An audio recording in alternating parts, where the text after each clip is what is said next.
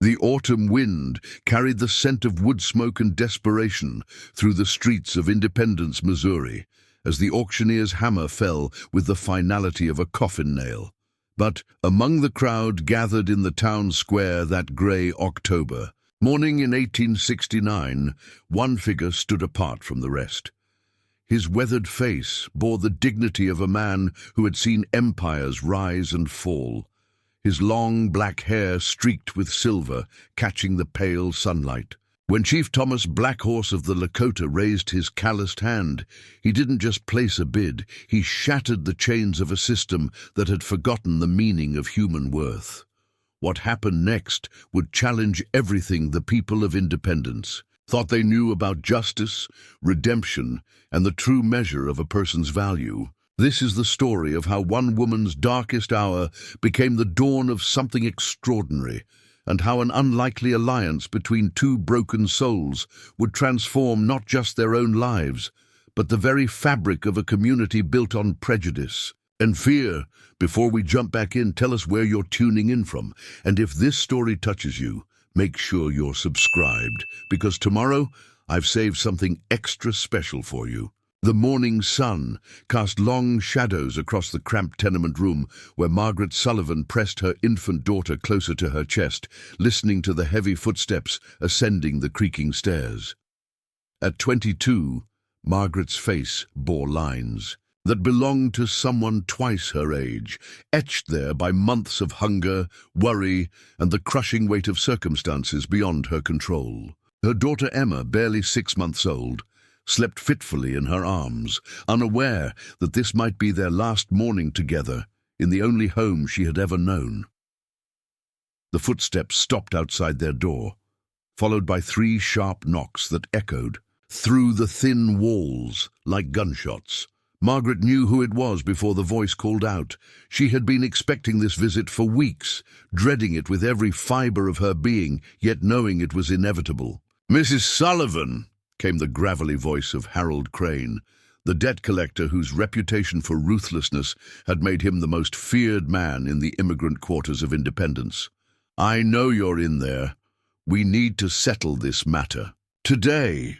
Margaret stood slowly, her legs trembling beneath her worn cotton dress. She had hoped for more time, prayed for a miracle, but miracles seemed to be in short supply for women like her.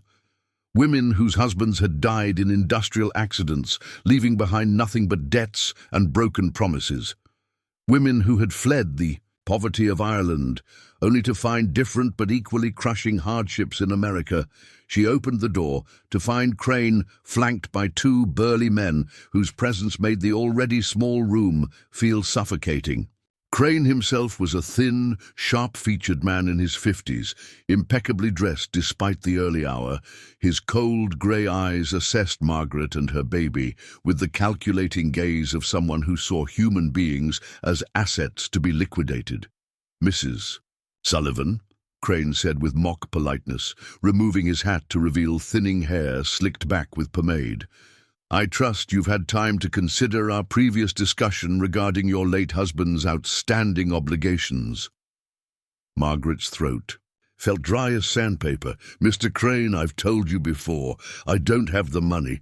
Patrick died before he could collect his wages from the railroad, and I've been unable to find steady employment with the baby."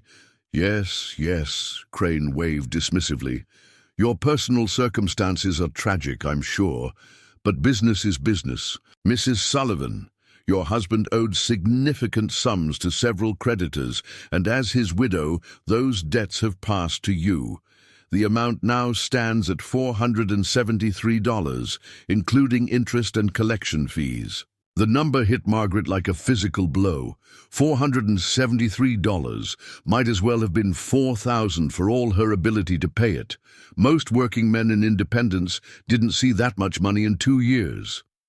"That's impossible," Margaret whispered. "Patrick said he only owed about $100 when he died." Crane's smile was as cold as winter rain. "Debts have a way of growing, Mrs. Sullivan. Interest compounds daily, and there are fees associated with the collection process. Legal fees, administrative costs, storage charges for the items we've already seized from your previous residence. Margaret remembered all too well the day Crane's men had arrived at the small house she and Patrick had rented, carting away their furniture, Patrick's tools, even her mother's wedding china that had been their only valuable possession. They had been forced to move to this single room in Mrs. O'Brien's tenement, surviving on charity and the few coins Margaret could earn taking in washing. "I've brought a solution to your predicament," Crane continued, reaching into his jacket to withdraw a formal-looking document. "The territorial court has authorized the liquidation of all remaining assets to satisfy the debt. This includes yourself and your child, as is permitted under the current statutes regarding insolvent debtors."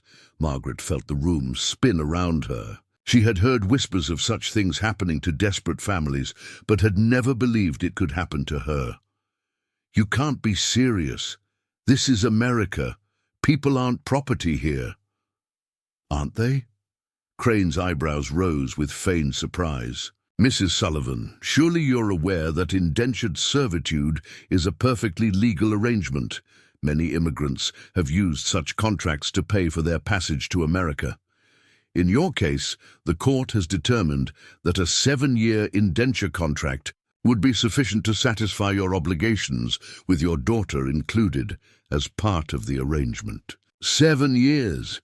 Margaret tried to comprehend the magnitude of what Crane was proposing. Emma would be a child of 7 when such a contract expired, assuming they were kept together, which Crane's calculating expression suggested was unlikely. "And if I refuse," Margaret asked, though she already knew the answer, "then you'll be arrested for debtor fraud, and your child will become a ward of the state," Crane replied matter-of-factly. "I've seen how the state handles orphaned children, Mrs. Sullivan, particularly those from disadvantaged backgrounds. Your daughter would likely end up in one of the factory orphanages working in textile mills from the age of 5. Is that really preferable to remaining with her mother, even under indenture?" The cruelty of the choice was breathtaking.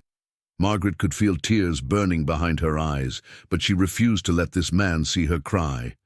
She had learned in the months since. Patrick's death that showing weakness only invited more exploitation. "When?" she asked, her voice barely audible. "The auction is scheduled for this afternoon at 2 o'clock in the town square," Crane announced, with the casual tone one might use to discuss the weather. "You'll want to present yourself and the child in the best possible condition.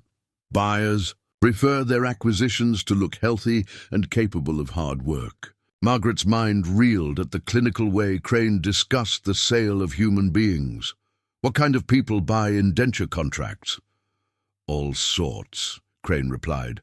"Farmers needing domestic help, business owners requiring workers they can rely on for extended periods, families wanting nursemaids who won't demand high wages or run off to better opportunities. Some are quite reasonable employers, I'm told." The way he said "some" made Margaret's blood run cold. She thought of the stories she had heard from other immigrant women about employers who viewed indentured servants as little better than slaves, working them to exhaustion and offering barely enough food and shelter to keep them alive. "There is one other option," Crane added, as if the thought had just occurred to him. "I happen to know of a gentleman who might be interested in purchasing your contract privately without the public auction. He's offered to settle your debt for $300, which would save you the embarrassment of standing on the auction block." Margaret felt a chill that had nothing to do with the autumn air seeping through the tenement's thin walls. "What kind of gentleman?" Crane's smile revealed yellowed teeth. "Mr. Silas Blackwood owns several establishments in the entertainment district. He has a particular appreciation for young women with your attributes. He assures me you would be well cared for, and your daughter would receive an excellent education in one of the church schools back east." The implication was clear, and Margaret felt sick to her stomach. She had heard about the establishments in Independence's entertainment district, places where desperate women sold the only thing they had left to sell. The thought of Emma being shipped away to some distant institution while she was trapped in such a life was unbearable. "I'll take my chances with the public auction," Margaret said firmly. Crane shrugged as if her choice was of no consequence to him. "As you wish, but I should warn you that Mr. Blackwood has friends who frequently attend these auctions. You may find yourself in his employ regardless, only for considerably less favorable terms." After Crane and his men left, Margaret sank onto the narrow bed that served as the room's only furniture, clutching Emma so tightly that the baby stirred and whimpered in protest.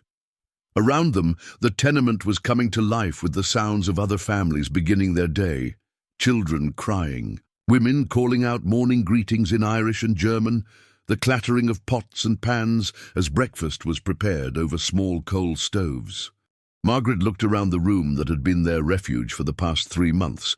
It wasn't much, a single window that looked out onto the alley behind O'Brien's bakery, walls stained with water damage and soot from countless coal fires, a floor so warped that marbles would roll from one end to the other.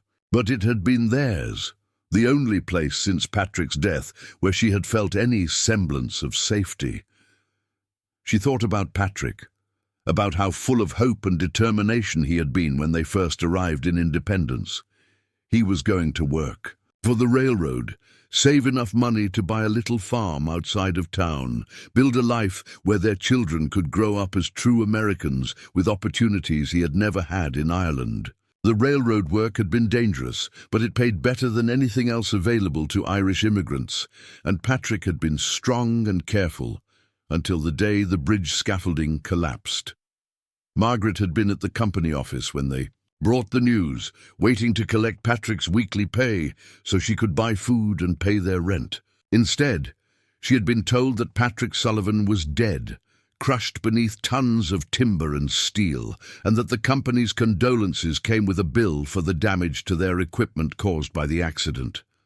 The months that followed had been a blur of grief, desperation, and gradually dawning horror as she realized the true extent of their financial situation. Patrick had been optimistic about their prospects, perhaps too optimistic. He had borrowed money to pay for their passage from Ireland, borrowed more to rent their house and buy the few belongings that made it feel like a home. He had been certain that his railroad wages would allow them to pay everything back quickly, but death had arrived before prosperity. Now Margaret faced the consequences of dreams that had died with her husband. She would stand on an auction block in a few hours, holding her infant daughter, while strangers decided their fate with the same casual interest they might show when purchasing livestock. The irony was not lost on her that she had fled Ireland to escape a system that treated people like property, only to find herself trapped in a different but equally brutal form of bondage. The America that had promised freedom and opportunity had revealed itself to be just as capable of crushing the vulnerable as the landlords and magistrates she had left behind. Emma began to fuss, and Margaret realized it was time for the babies. Feeding. She had been eating so little herself that her milk supply had begun to diminish, another worry in an ever-growing list of concerns. She settled back against the thin pillow and tried to quiet her racing thoughts as Emma nursed. Outside, the window, Independence was waking up to another day of commerce and industry. Margaret could hear the sounds of wagons rumbling past on their way to the markets, the calls of street vendors hawking their wares, the distant whistle of a train arriving at the depot. It was the soundtrack of a thriving frontier town, full of energy and possibility for those fortunate enough to participate in its prosperity. But for Margaret Sullivan, those sounds now carried a different meaning. They were the sounds of a world that would continue spinning regardless of what happened to her and Emma. A world where people could be bought and sold, where debts could grow beyond all reason, where a mother's love for her child could be used as leverage to force impossible choices. As the morning wore on, Margaret tried to prepare herself mentally for what lay ahead. She had no illusions about the kind of people who typically purchased indenture contracts. Some might be decent families genuinely needing domestic help, but many would be looking for the cheapest possible labor, with no concern for the humanity of those they purchased. She thought about the advice Mrs. O'Brien had given her the night before. Keep your chin up, girl. Show them you're strong and capable, but not so strong that you seem defiant. And whatever happens, don't let them separate you from the baby. Fight for that if you fight for nothing else. Margaret kissed Emma's soft head, breathing in the sweet scent that was uniquely hers. Whatever the afternoon brought, she would face it with dignity. She would not beg or grovel, would not give Harold Crane or Silas Blackwood or anyone else the satisfaction of seeing her completely broken. But as the church bells of independence began to chime noon, marking the approach of the hour that would determine her fate, Margaret Sullivan could not shake the feeling that she was about to step into an abyss from which there might be no return. Preparing and narrating this story took us a lot of time, so if you are enjoying it, subscribe to our channel. It means a lot to us. Now back to the story. The clock on the courthouse tower showed 1:30 when Margaret Sullivan stepped out of Mrs. O'Brien's tenement building for what might be the last time as a free woman. She had spent the previous hour washing herself and Emma with cold water from the shared basin down the hall, then carefully braiding her auburn hair and pinning it into the most respectable style she could manage. Her dress was clean but patched in several places. The dark blue cotton faded from countless washings, but it was the best she owned. Emma was wrapped in the christening gown that Margaret's own mother had sewn for her baptism back in County Cork. The only item of real sentimental value that Harold Crane's men hadn't seized. The delicate white lace seemed to glow against Emma's pale skin, and Margaret had convinced herself that anyone seeing the baby in such finery would recognize her innocence and perhaps show mercy. Mrs. Kathleen O'Brien waited at the bottom of the stairs, her weathered face etched with the kind of grief that came from watching too many tragedies unfold among her tenants. At 63, she had buried 2 husbands and raised 6 children, 4 of whom had survived to adulthood. Her boarding house served as a refuge for Irish immigrants who had nowhere else to turn, and she had seen enough heartbreak to fill several lifetimes. "You don't have to do this alone, child," Mrs. O'Brien said, reaching out to touch Emma's tiny hand. "I'll walk with you to the square. At least you'll have one friendly face in the crowd." Margaret felt tears threatening, but forced them back. "Thank you, Mrs. O'Brien, but I think it's better if you stay here. There's no telling what kind of people will be at that auction, and I don't want you getting mixed up in anything dangerous." The older woman's eyes flashed with indignation. "Margaret Sullivan, I didn't survive 40 years in this country by hiding from unpleasant situations. If they're going to treat you like chattel, then by God, they'll do it in front of someone who'll remember their faces and their names." Before Margaret could protest further, Mrs. O'Brien had wrapped her shawl around her shoulders and was walking determinedly toward the front door. Margaret followed, knowing that arguing would be futile. Mrs. O'Brien had the kind of iron will that had carried countless Irish women through famines, ocean crossings, and the harsh realities of building new lives in an often hostile land. The walk to the town square took only 15 minutes, but to Margaret it felt like a journey to the edge of the world. Independence's main street bustled with the usual afternoon activity: merchants closing deals, housewives completing their shopping, children running errands for their families. But Margaret noticed how conversations stopped when people saw her carrying Emma, how eyes followed their progress with the morbid curiosity that surrounded public spectacles. Word had spread quickly through the immigrant community about the auction. Some people offered sympathetic nods or whispered prayers, while others crossed themselves and hurried past as if poverty and desperation might be contagious. Margaret understood both reactions. In a world where survival was never guaranteed, it was easier to believe that tragedy only struck those who somehow deserved it. As they approached the town square, Margaret could see that a considerable crowd had already gathered around a wooden platform that had been erected specifically for the auction. The platform was about 4 feet high and perhaps 10 feet square, with steps leading up from one side. A simple wooden podium stood at the center, and behind it hung a banner reading "Territorial Debt Liquidation Auction, authorized by the Court of Jackson County."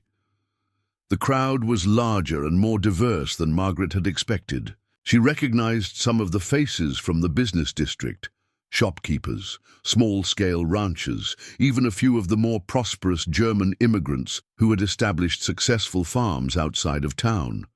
But there were others whose presence made her skin crawl.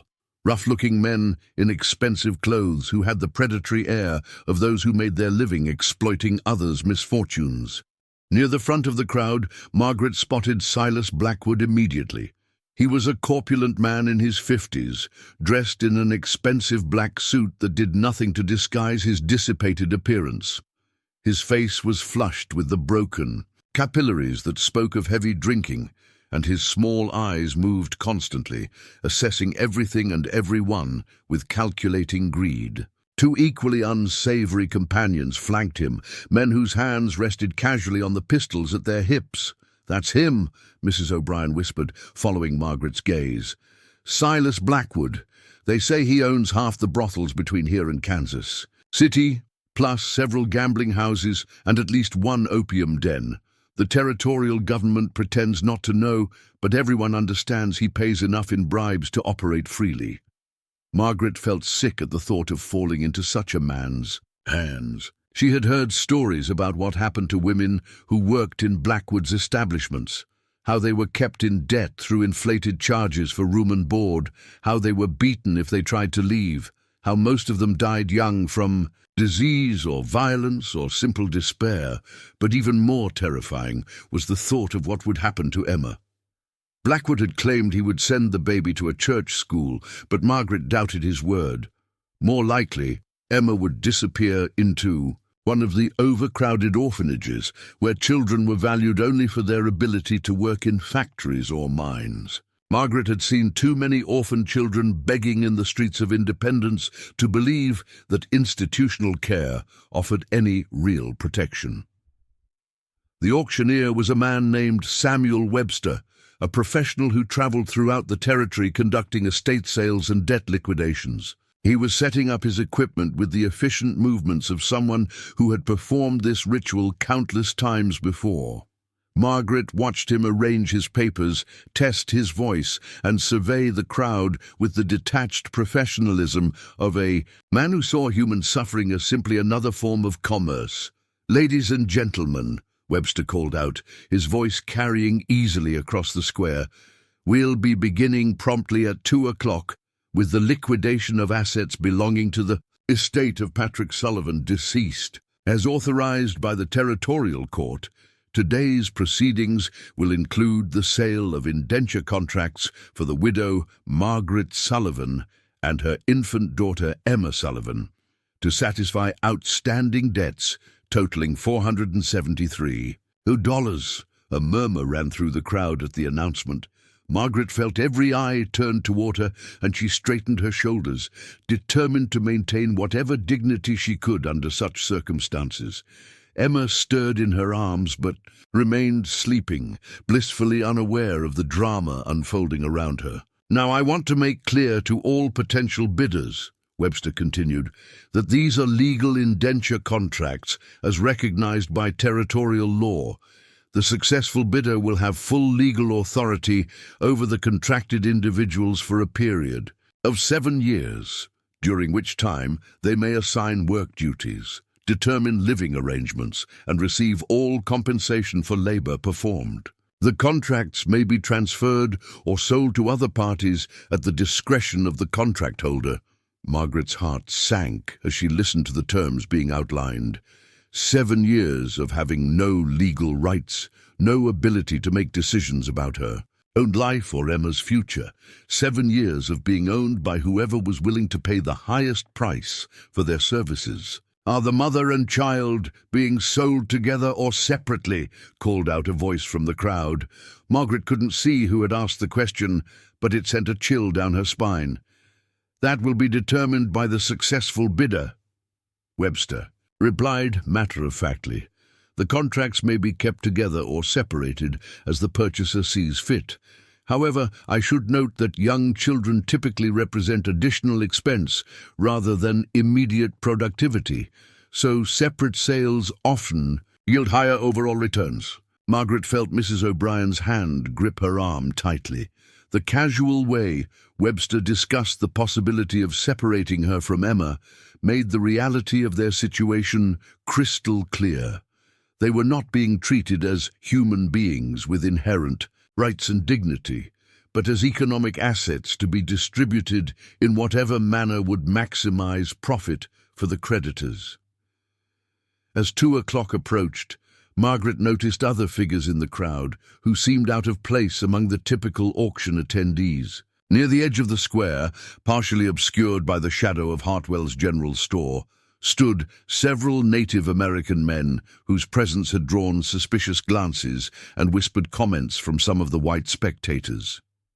The tallest of the group was a man who appeared to be in his 50s, with long black hair streaked with silver and wearing a mixture of traditional and European clothing, buckskin leggings and vest over a white cotton shirt with a black hat that looked like it had been purchased in one of Independence's better shops. His face was weathered but dignified, with intelligent dark eyes that seemed to take in everything around him with careful assessment.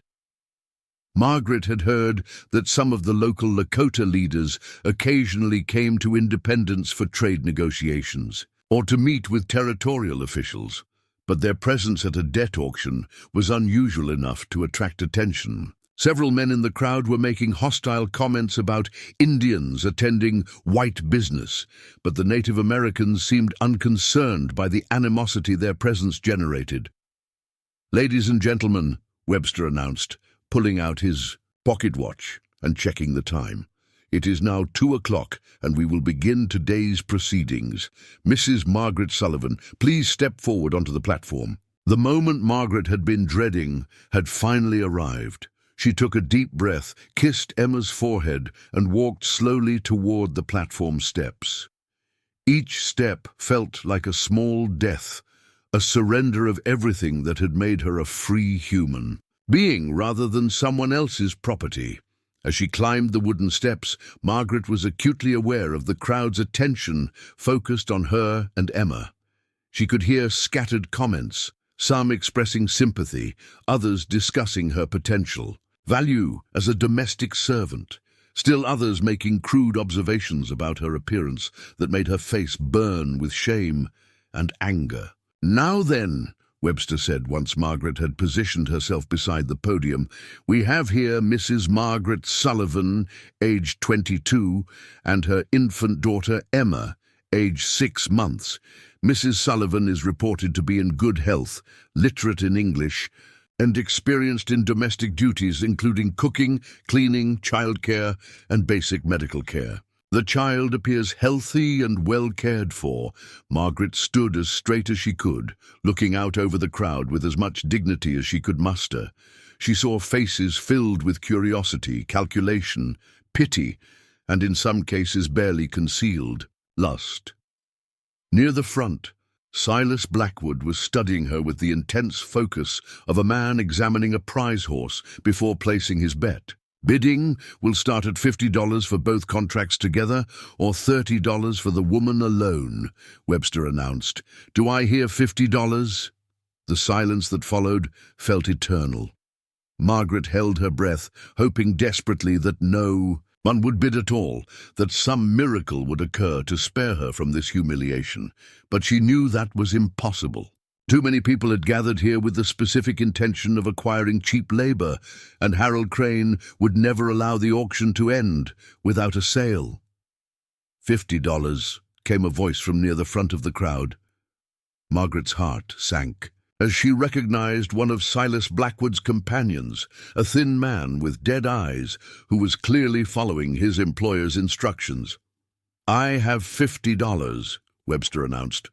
"Do I hear 60? "60!" called another voice, this one belonging to a farmer Margaret didn't recognize. The bidding continued slowly, climbing in increments of $5 and $10. Margaret watched the faces of the men competing for ownership of her life, trying to gauge which outcome might be least terrible. The farmer seemed preferable to Blackwood's associate, but she had no way of knowing what kind of man he really was, or how he might treat her and Emma. As the price reached $85, Margaret noticed movement near the edge of the crowd. The tall Native American man with silver-streaked hair was stepping forward, his expression serious but calm. Several people in the crowd turned to stare at him with obvious hostility, and Margaret heard someone mutter something about savages having no business at a civilized auction. The man ignored the hostile looks and comments, walking with quiet dignity toward the front of the gathering. When he reached a position where Webster could clearly see him, he stopped and waited, his dark eyes fixed on the auctioneer with patient intensity. Webster had noticed the man's approach and seemed uncertain about how to respond. Native Americans had legal rights under territorial law, but social customs were complex and often hostile.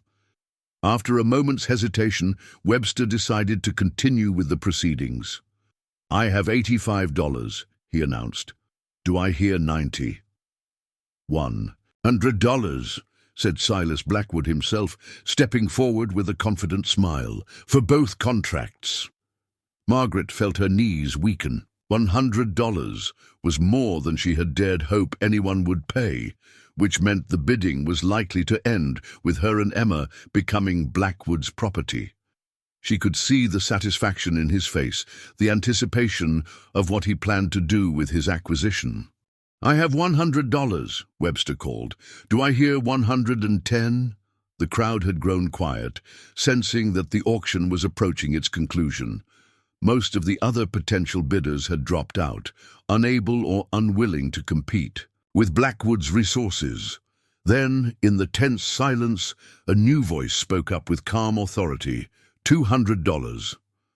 Every head turned toward the tall Native American man, who had raised his hand with the same dignity he might show when greeting. An old friend, his bid was so far above the current price that it sent a shock through the entire gathering.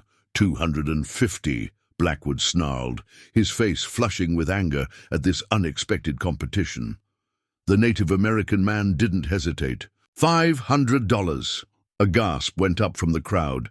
$500 was more than most working men earned in 2 years, an astronomical sum for indenture contracts that typically sold for less than $100. Margaret stared at the man who had just bid such an incredible amount for her freedom, trying to understand why he would involve himself in her situation. His face revealed nothing of his motivations, but there was something in his eyes, a depth of understanding, that spoke of his own experiences with injustice and loss. Silas Blackwood's face had gone purple with rage. $600, he shouted, but Margaret could hear the uncertainty in his voice. Even a man of his resources had limits, and the bidding had climbed far beyond the reasonable value of indenture contracts. The Native American man looked directly at Blackwood for the first time, and Margaret saw something pass between them, a recognition of fundamental opposition, as if they represented forces that could never coexist peacefully. $1,000, the man said quietly, his voice carrying easily across the now silent square. The crowd erupted in shocked murmurs and exclamations. $1,000 was an unheard-of price for any indenture contract, more money than most people in Independence had ever seen at one time. Even Webster looked stunned by the astronomical bid. Blackwood stood frozen, his mouth opening and closing like a fish, gasping for air. Margaret could see him calculating furiously, trying to decide whether his desire for her was worth such an enormous expenditure. Finally, his business instincts overcame his lust, and he stepped back with a curse that made several ladies in. The crowd gasped with shock. $1,000, Webster announced, his voice cracking slightly with amazement. Do I hear any other bids? The silence stretched for nearly a minute as Webster looked around the crowd, giving anyone who might wish to bid a chance to respond. But no one spoke. The amount was so far beyond reasonable that competition was impossible. Going once, Webster called. Going twice. He paused, his hammer raised. Sold to... He looked down at the Native American man with obvious uncertainty, realizing he didn't know the bidder's name.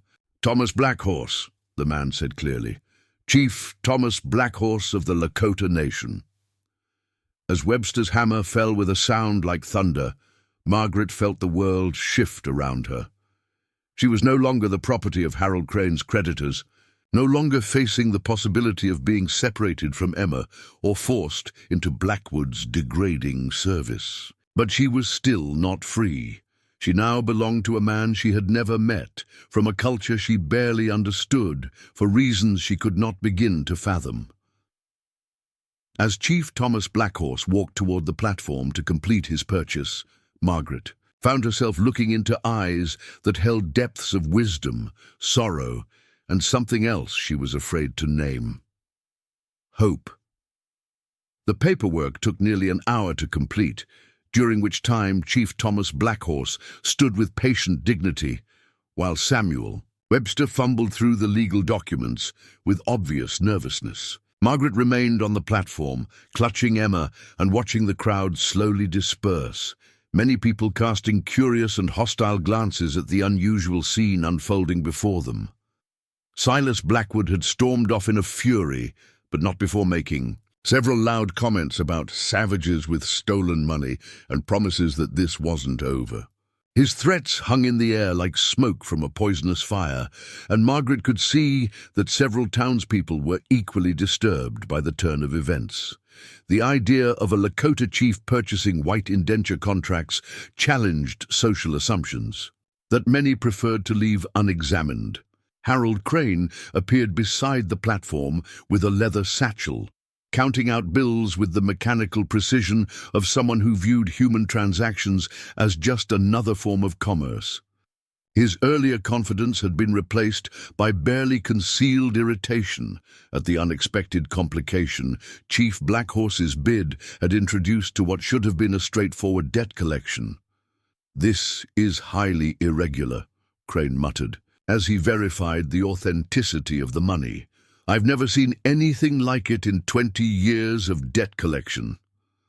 Chief Blackhorse remained silent during Crane's complaints, his weathered hands steady as he counted out an enormous sum in crisp bills. Margaret found herself studying his face, trying to understand what could possibly motivate a man to spend such an incredible amount on strangers. His expression revealed nothing, but she noticed details that spoke of a life lived between two worlds, calloused hands that had known both traditional tools and modern commerce, clothing that blended native craftsmanship with European tailoring, and eyes that held the wisdom of someone who had seen empires collide and survived the aftermath.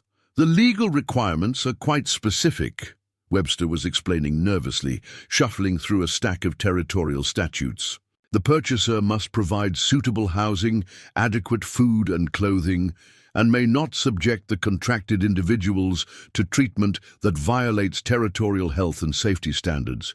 The contracts may be transferred to other parties, but only through proper legal channels." Chief Blackhorse nodded gravely at each requirement, his attention focused entirely on Webster's explanations. When the auctioneer finished reading the legal obligations, the chief spoke for the first time since placing his winning bid. "I understand the laws," he said, his English accent free, but carrying the careful cadence of someone speaking a second language. "These people will be treated with honor and respect. They will want for nothing that I can provide." His voice carried an authority that seemed to settle some of Webster's nervousness, but Margaret noticed that several remaining spectators exchanged skeptical looks. The idea that a Native American would treat white servants with honor and respect ran counter to decades of propaganda about savage behavior and civilized values. Mrs. O'Brien had remained throughout the proceedings, standing near the edge of the square, with her arms crossed and her chin set in the stubborn expression Margaret had learned to recognize. When Chief Blackhorse finished signing the final documents, the older woman approached the platform with determined steps. "Begging your pardon, sir," she said to Chief Blackhorse, her Irish accent thick with emotion, "but that girl and her baby have been under my protection these past months. I'll not see them handed over to anyone, no matter how much money they've paid, without knowing something about their intentions." Chief Blackhorse turned his full attention to Mrs. O'Brien, and Margaret saw something shift in his expression, a recognition of one protective elder addressing another. He removed his black hat respectfully before responding. "You care for them," he observed, "and it wasn't a question." "I do," Mrs. O'Brien replied firmly. "Margaret Sullivan is a good girl, who's had nothing but hard luck since her husband died. That baby is innocent as the day is long. If you've bought them for anything but decent purposes, you'll answer to me." A small smile touched the corners of Chief Blackhorse's mouth. "What is your name, grandmother?" "Kathleen O'Brien. And I'm nobody's grandmother by blood, but I've mothered half the Irish in this county at one time or another." "Mrs. O'Brien," Chief Blackhorse said with formal courtesy, "I give you my word that no harm will come to Margaret Sullivan or her daughter while they remain under my protection. They will be treated as honored members of my household, not as servants or property." Margaret felt a flutter of something that might have been hope, but years of disappointment had taught her to be cautious about trusting promises from powerful men. Still, there was something in Chief Blackhorse's manner that seemed fundamentally different from the calculating cruelty she had seen in Crane and Blackwood. "Where will you be taking them?" Mrs. O'Brien pressed, clearly not satisfied with general assurances. "To my ranch in the Flint Hills, about 60 miles southwest of here," Chief Blackhorse replied. "I have a large house with many rooms, good land, cattle, horses. There are other families living there, both Lakota and white. Children play together, safely. No one goes hungry or cold." The description sounded almost too good to be true, but Margaret found herself wanting to believe it. After months of grinding poverty and the terror of facing separation from Emma, the idea of safety and sufficiency seemed like a fantasy from another world. "What kind of work will you expect from them?" Mrs. O'Brien continued her interrogation. "Chief." Blackhorse looked directly at Margaret for the first time since completing the purchase. His eyes were dark brown, almost black, and held depths that spoke of suffering understood and wisdom earned through hard experience. "What kind of work can you do?" he asked her gently. Margaret found her voice, though it came out smaller than she intended. "I can cook, clean, tend children, do washing and mending. I helped my mother with healing work back in Ireland, setting bones, birthing babies, caring for the sick. I can read and write and do figures." Chief Blackhorse nodded thoughtfully. "These are valuable skills, but the first thing you must do is rest and regain your strength. You and your daughter both look as though you have not been eating enough." Diffidir. Simple observation brought tears to Margaret's eyes. It had been so long since anyone had noticed her physical condition with concern rather than calculation. She had grown so accustomed to hunger and exhaustion that they had become her normal state. "The wagon is prepared," said one of the other Lakota men who had been waiting quietly during the legal proceedings. He was younger than Chief Blackhorse, perhaps 30, with an open face and kind eyes. "We can reach the ranch before full darkness if we leave soon." Chief Blackhorse nodded, then turned back to Margaret. "Are you ready to come with us now, or do you need time to gather belongings?" Margaret almost laughed at the question. Everything she owned in the world was already with her: the clothes she wore, Emma's christening gown, and the small bundle of personal items she had brought to the auction. The life she was leaving behind in Independence consisted of debts, sorrows, and a tiny room in a tenement building. "I have everything I need," she said quietly. Chief Blackhorse's expression suggested he understood the sad reality behind her words. "Then we will go. But first—" He reached into his jacket and withdrew a leather pouch from which he counted out $50 in bills. He handed the money to Mrs. O'Brien, who stared at it in shock. "What's this for?" she demanded. "For caring." "For them when they had no one else," Chief Blackhorse replied simply. "For standing with them today when others would not. For being the kind of woman who challenges strangers to ensure the safety of those under her protection." Mrs. O'Brien's eyes filled with tears as she accepted the money. "Sir, this is more kindness than I know what to do with." "Then use it to help others who need what you gave to Margaret and Emma," Chief Blackhorse suggested. "There will always be more people who need protection." The wagon was indeed ready. A well-built vehicle with springs and padded seats that spoke of prosperity and attention to comfort. The horses were fine animals, well-fed and properly cared for, another indication that Chief Blackhorse's promises of adequate provision might be genuine. As Margaret prepared to climb into the wagon, Mrs. O'Brien caught her arm and pulled her aside for a final word. "Listen to me, child," the older woman said urgently. "I don't know what this man's real intentions are, but I can tell you this. He's got kind eyes, and he treated you with respect when he didn't have to. That's more than you can say for most men in your situation. But you stay alert, you hear me? Keep your wits about you, and don't let anyone convince you that being grateful means accepting treatment you wouldn't accept from anyone else." Margaret nodded, understanding the wisdom in Mrs. O'Brien's advice. Gratitude could be its own kind of trap, making people accept conditions they would otherwise reject simply because they were better than the worst alternatives. "And another thing," Mrs. O'Brien continued, pressing a small wrapped package into Margaret's hands. "This is food for the journey, and there's a little something extra in there that might come in handy if things don't work out as promised." Margaret unwrapped the package enough to see bread, cheese, and dried meat, along with something that glinted metallic in the afternoon sunlight. She looked up at Mrs. O'Brien with raised eyebrows. "A woman alone with a baby needs options," Mrs. O'Brien said firmly. "Just remember that being owned by someone legally doesn't mean you have to accept everything they choose to do with that ownership." The wagon journey began in silence, with Margaret sitting beside Chief Blackhorse, while the younger Lakota man, who had introduced himself as Joseph Crow Feather, drove the team. Emma slept peacefully in Margaret's arms, apparently soothed by the gentle rocking motion of the well-sprung wagon. As Independence fell behind them and the open prairie stretched ahead, Margaret found herself studying her new owner with careful attention. Chief Blackhorse sat with the relaxed posture of someone comfortable with authority, but there was nothing threatening or possessive in his manner.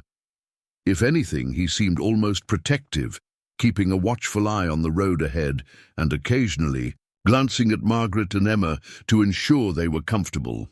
After an hour of travel, Chief Blackhorse finally broke the silence. "You are wondering why I bought your contracts," he said, and again it wasn't a question. Margaret nodded, grateful that he had addressed the subject directly rather than leaving her to speculate endlessly about his motivations.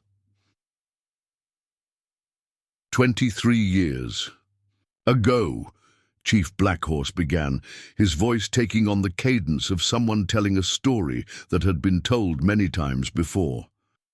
"I had a wife named Morning Star and a daughter named Little Fox. They were captured by slave traders during a raid on our village. The traders were taking them to be sold in the markets of New Mexico." Margaret felt her breath catch at the unexpected parallel between his family's experience and her own situation. "I tracked them for 3 weeks, Chief Blackhorse continued, his eyes fixed on the horizon ahead. "When I found the slave market, I had only enough gold to buy one of them. I chose my wife, thinking we could find another way to rescue our daughter. The silence that followed stretched for several minutes, and Margaret sensed that the story didn't end happily. Morning Star died of grief within a month, Chief Blackhorse said quietly.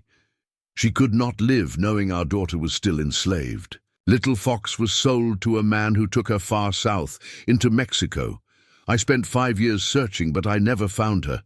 She would be grown now, perhaps with children of her own if she survived. Margaret felt tears streaming down her cheeks, moved by the profound loss in Chief Blackhorse's voice. The magnitude of his suffering helped her understand why he had been willing to spend such an enormous sum to prevent another family from being separated. "When I saw you standing on that platform with your baby," Chief Blackhorse continued, "I saw Morning Star and Little Fox. I could not let another mother and child be sold to men like Silas Blackwood. The money means nothing compared to keeping a family together." The simple explanation revealed depths of pain and purpose that Margaret had never expected. Chief Blackhorse wasn't rescuing her out of charity or desire for cheap labor. He was acting out of his own experience with loss, trying to prevent others from suffering what his family had endured. "I'm sorry," Margaret said softly.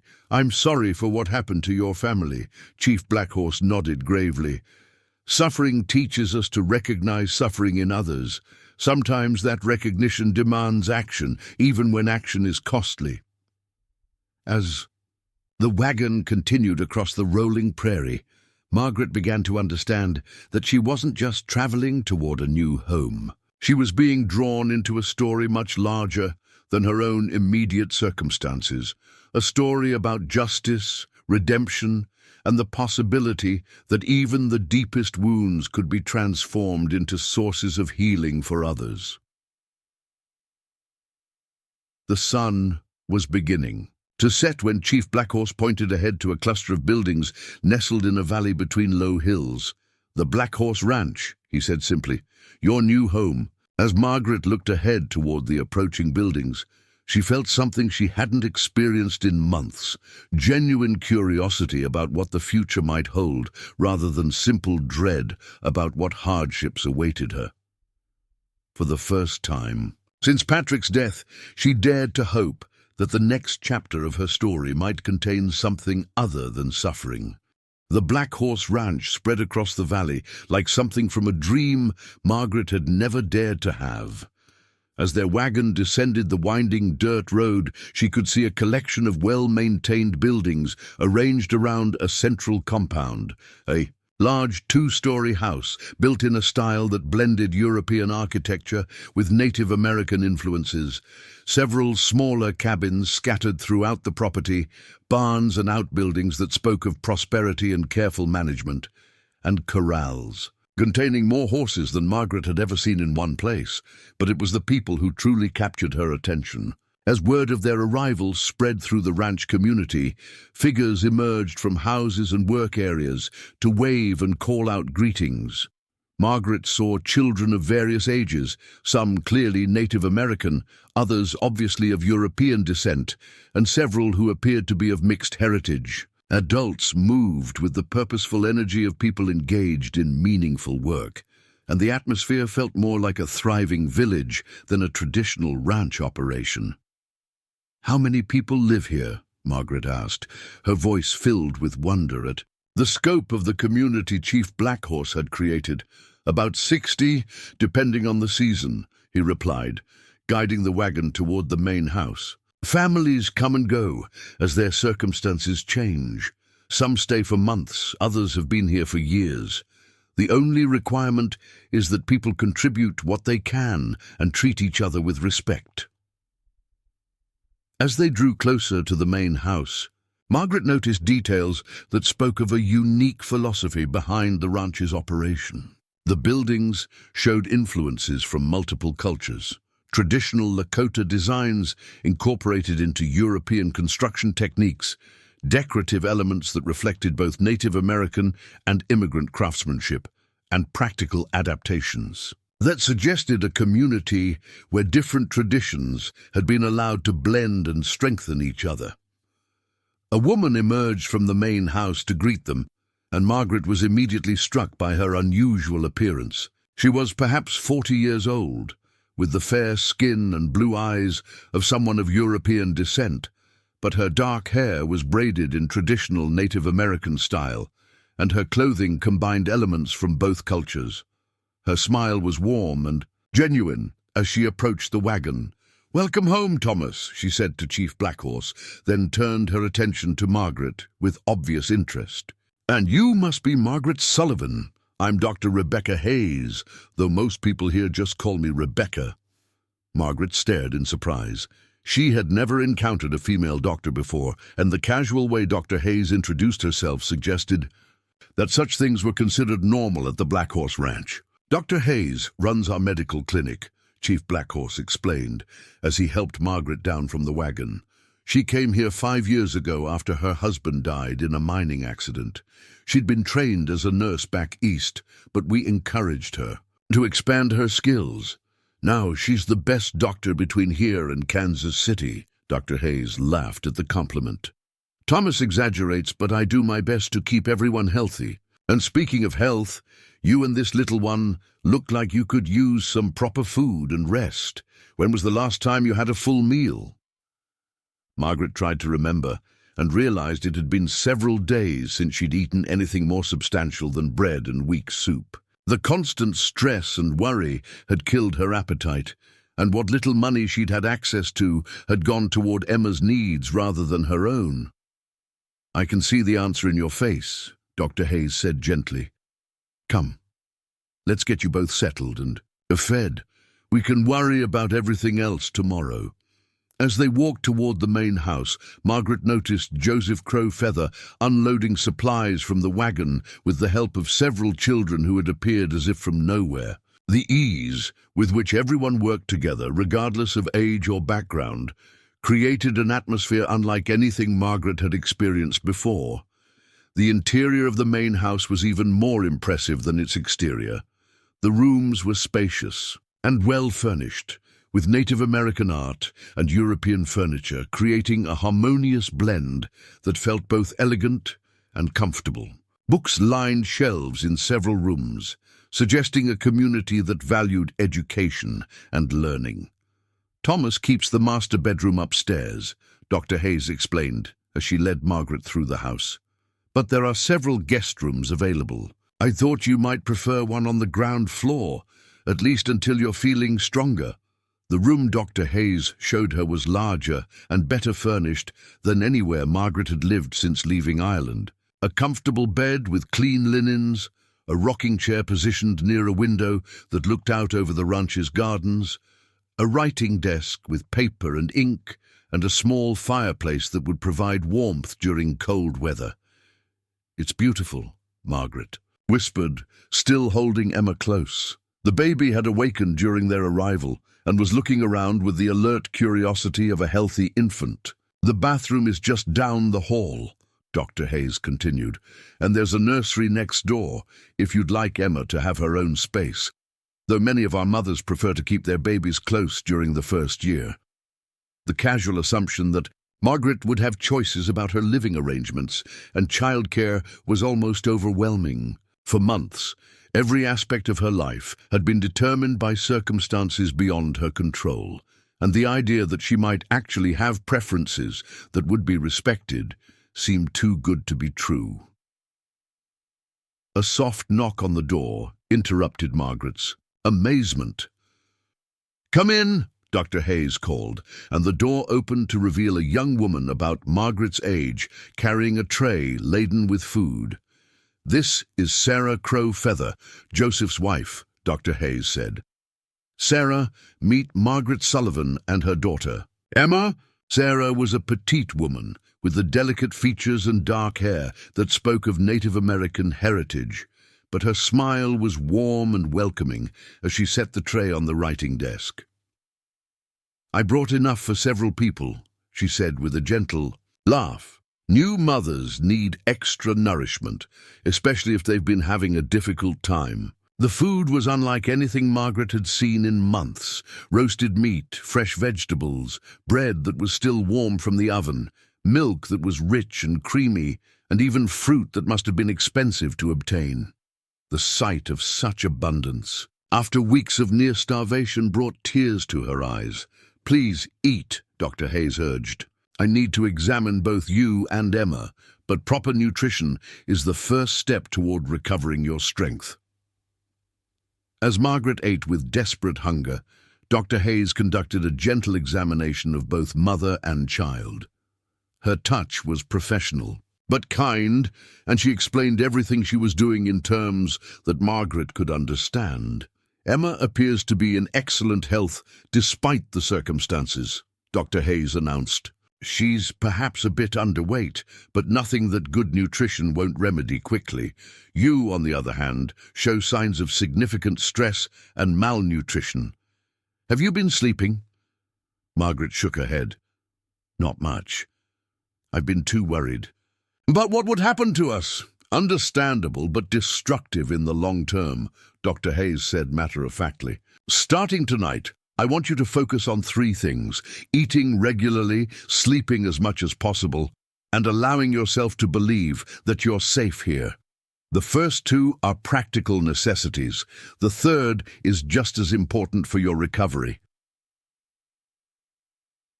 The whole idea of actually believing in safety seemed impossible after months of constant threat and uncertainty.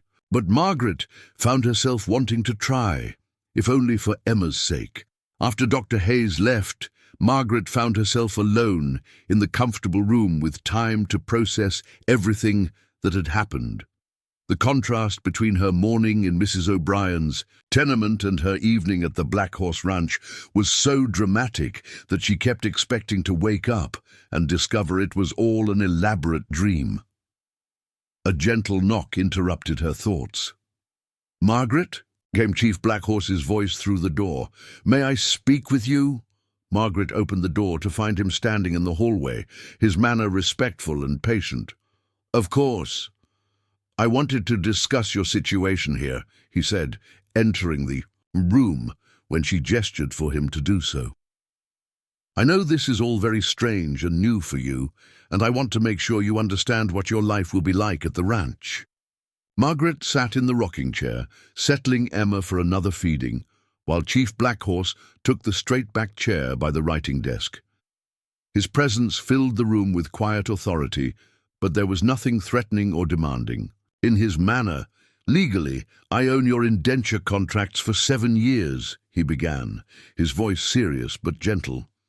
"But I want you to understand that I have no intention of treating you as property or forcing you to work against your will.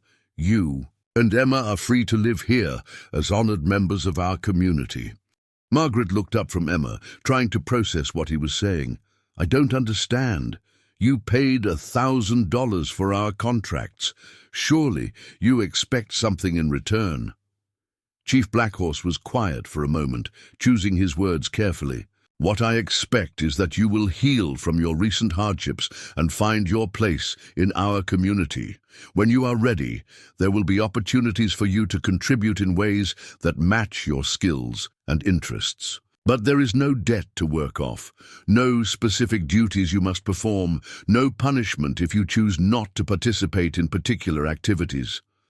The concept was so foreign to Margaret's experience that she struggled to accept it. "But what if I choose to leave? What if I decide this isn't the right place for us?"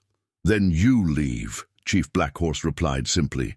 "The contracts give me legal authority, but I will not use that authority to keep you here against your will. If you decide to go, I will provide you with money for travel and enough to start a new life elsewhere." Margaret stared at him in disbelief. "You would just let us go after paying so much for our contracts? Money has no value compared to a person's right to choose their own path," Chief Black Horse said with quiet conviction. "I bought your contracts to keep you safe and give you options, not to create a different kind of prison." The generosity of his offer was almost frightening in its implications. Margaret had grown accustomed to thinking of herself as powerless, at the mercy of forces beyond her control. The idea that she might actually have genuine choices about her future seemed both wonderful and terrifying. "Why?" she asked finally.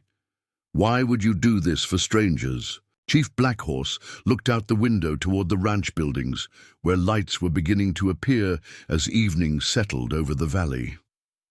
Because 30 years ago, a white family in Kansas took in a Lakota boy whose parents had been killed in a cavalry raid. They could have turned him over to the authorities to be sent to a government school, or sold him as an indentured servant, or simply left him to die. Instead, they raised him as their own son, taught him to read and write English, helped him understand the white world while respecting his heritage. Margaret realized he was talking about himself, and the revelation explained much about his unique position between two cultures.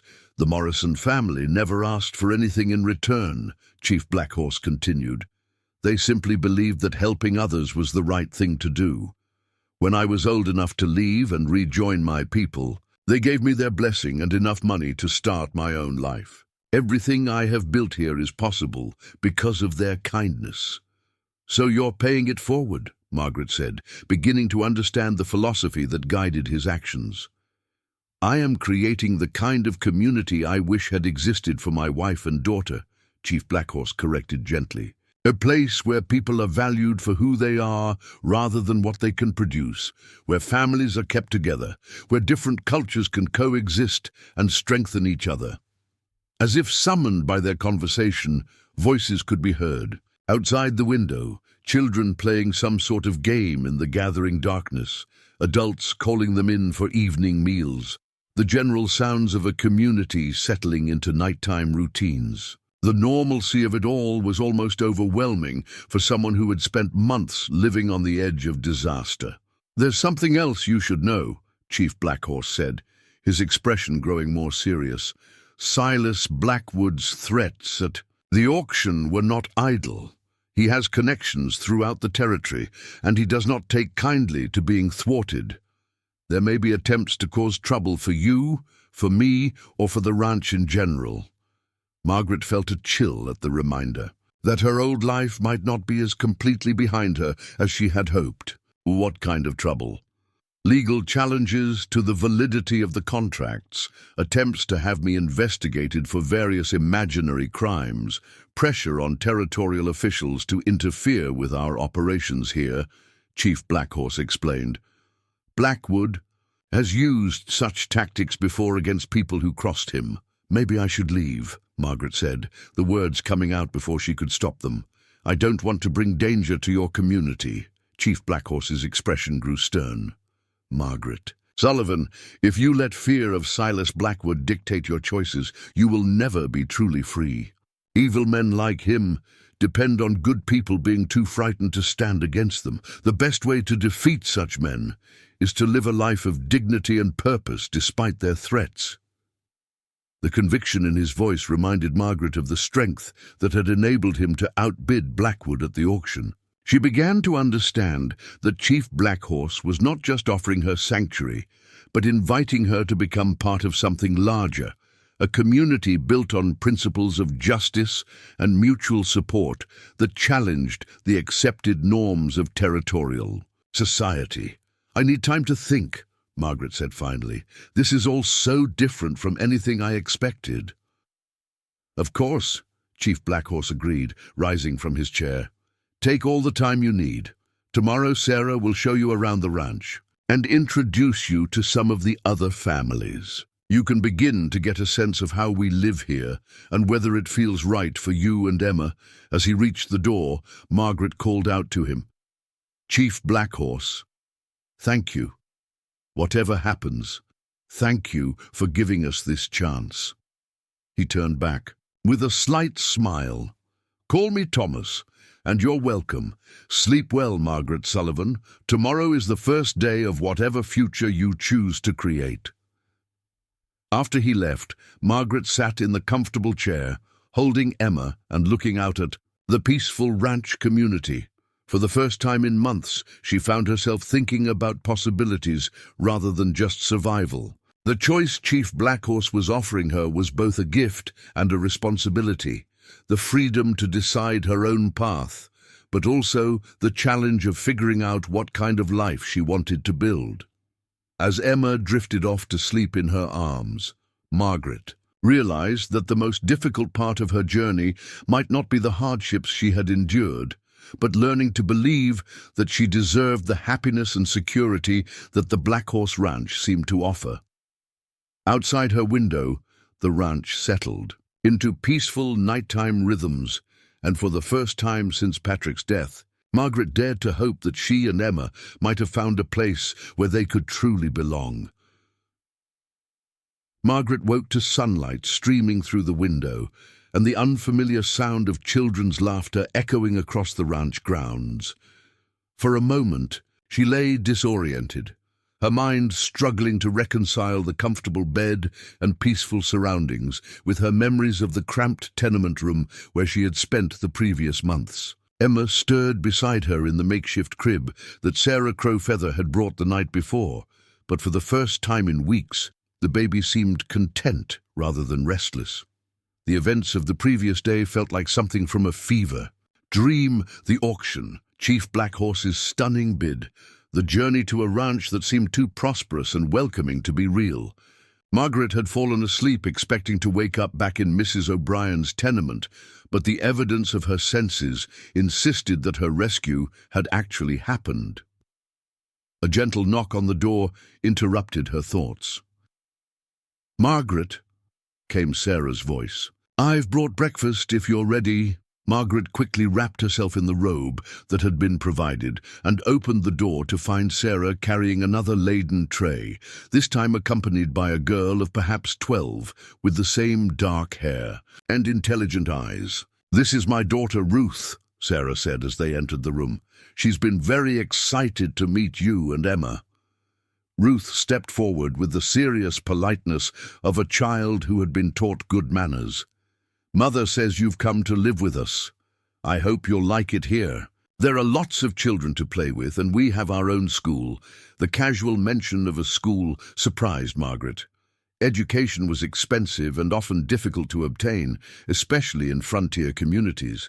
The idea that the ranch might have its own educational facility suggested a level of organization and commitment to long-term community building that she hadn't expected. "Ruth helps me with many of the domestic duties around the ranch," Sarah explained as she arranged the breakfast items on the writing desk. "She's particularly good with babies and young children. If you'd like, she could help you care for Emma while you're settling in." Margaret looked at the earnest young face and saw genuine eagerness to help rather than the calculated civility she had grown accustomed to in Independence. "That's very kind of you, Ruth. Emma and I would appreciate having a friend." After breakfast, Sarah offered to show Margaret around the ranch grounds while Ruth entertained Emma. Margaret found herself hesitant to leave her daughter with someone she barely knew, but the openness and warmth of both mother and daughter gradually overcame her protective instincts. The tour that followed revealed the full scope of what Chief Blackhorse had created in the Flint Hills. The ranch operated on multiple levels: as a traditional cattle operation, as a diversified farm producing vegetables and grain, as a trading post that facilitated commerce between Native American communities and white settlements, and as a haven for families who needed temporary or permanent sanctuary. "Thomas started with just the cattle ranch," Sarah explained as they walked through gardens where several women were tending vegetables. "But as word spread about his willingness to help people in difficult situations, more families began arriving. Now we're almost completely self-sufficient." The women working in the gardens represented a remarkable cross-section of frontier society.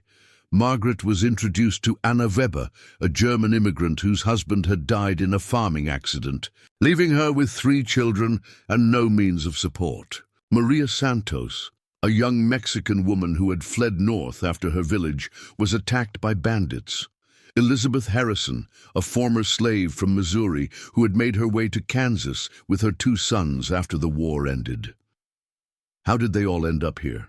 Margaret asked, fascinated by the diversity of backgrounds and circumstances represented in this single community. "Different stories, but similar endings," Sarah replied. "Thomas seems to have a gift for finding people who need help, or perhaps they find him. Some stay for a few months while they get back on their feet. Others, like my family, have made this our permanent home." They visited the school next, a well-built log structure where about 20 children of various ages were engaged in lessons under the guidance of a tall, scholarly-looking man with prematurely grey hair. "That's Professor William Hartwell," Sarah whispered as they peered through the open doorway. "He was a teacher at a university back east until he criticized the government's Indian policies too vocally. Thomas hired him to educate our children after he was dismissed from his position." Margaret watched the classroom scene with amazement. Children who were clearly of different racial and cultural backgrounds sat together, working on reading, writing, and arithmetic with an ease that suggested such integration was completely normal. In most frontier communities, such mixing would have been scandalous, if not illegal. "Thomas believes that education is the key to building a better future," Sarah continued. "He says that if children learn to see past the superficial differences between people, they might create a world where the conflicts he's witnessed become impossible." The medical clinic was their next stop, and Margaret found Dr. Rebecca Hayes examining a young boy who had apparently taken a tumble while playing. The facility was better equipped than many she had seen in established towns, with surgical instruments, medicines, and even books on advanced medical techniques. "We serve not just our own community, but families from a wide radius," Dr. Hayes explained after finishing with her young patient. "Native American communities that don't trust government doctors, immigrant families who can't afford treatment in town, anyone who needs medical care regardless of their ability to pay." Margaret watched Dr. Hayes work with professional competence and obvious compassion, treating each patient with the same careful attention, regardless of their background or circumstances. The idea that such high-quality medical care was available to everyone at the ranch, without consideration of payment, challenged everything Margaret had learned about how the world worked. Their tour continued through workshops where men were engaged in various crafts, blacksmithing, carpentry, leatherworking, and even jewelry making, that combined Native American techniques with European designs. The economic diversity of the ranch's operations was impressive, with multiple sources of income that seemed to provide security against the kind of single-crop failures that had devastated so many frontier communities.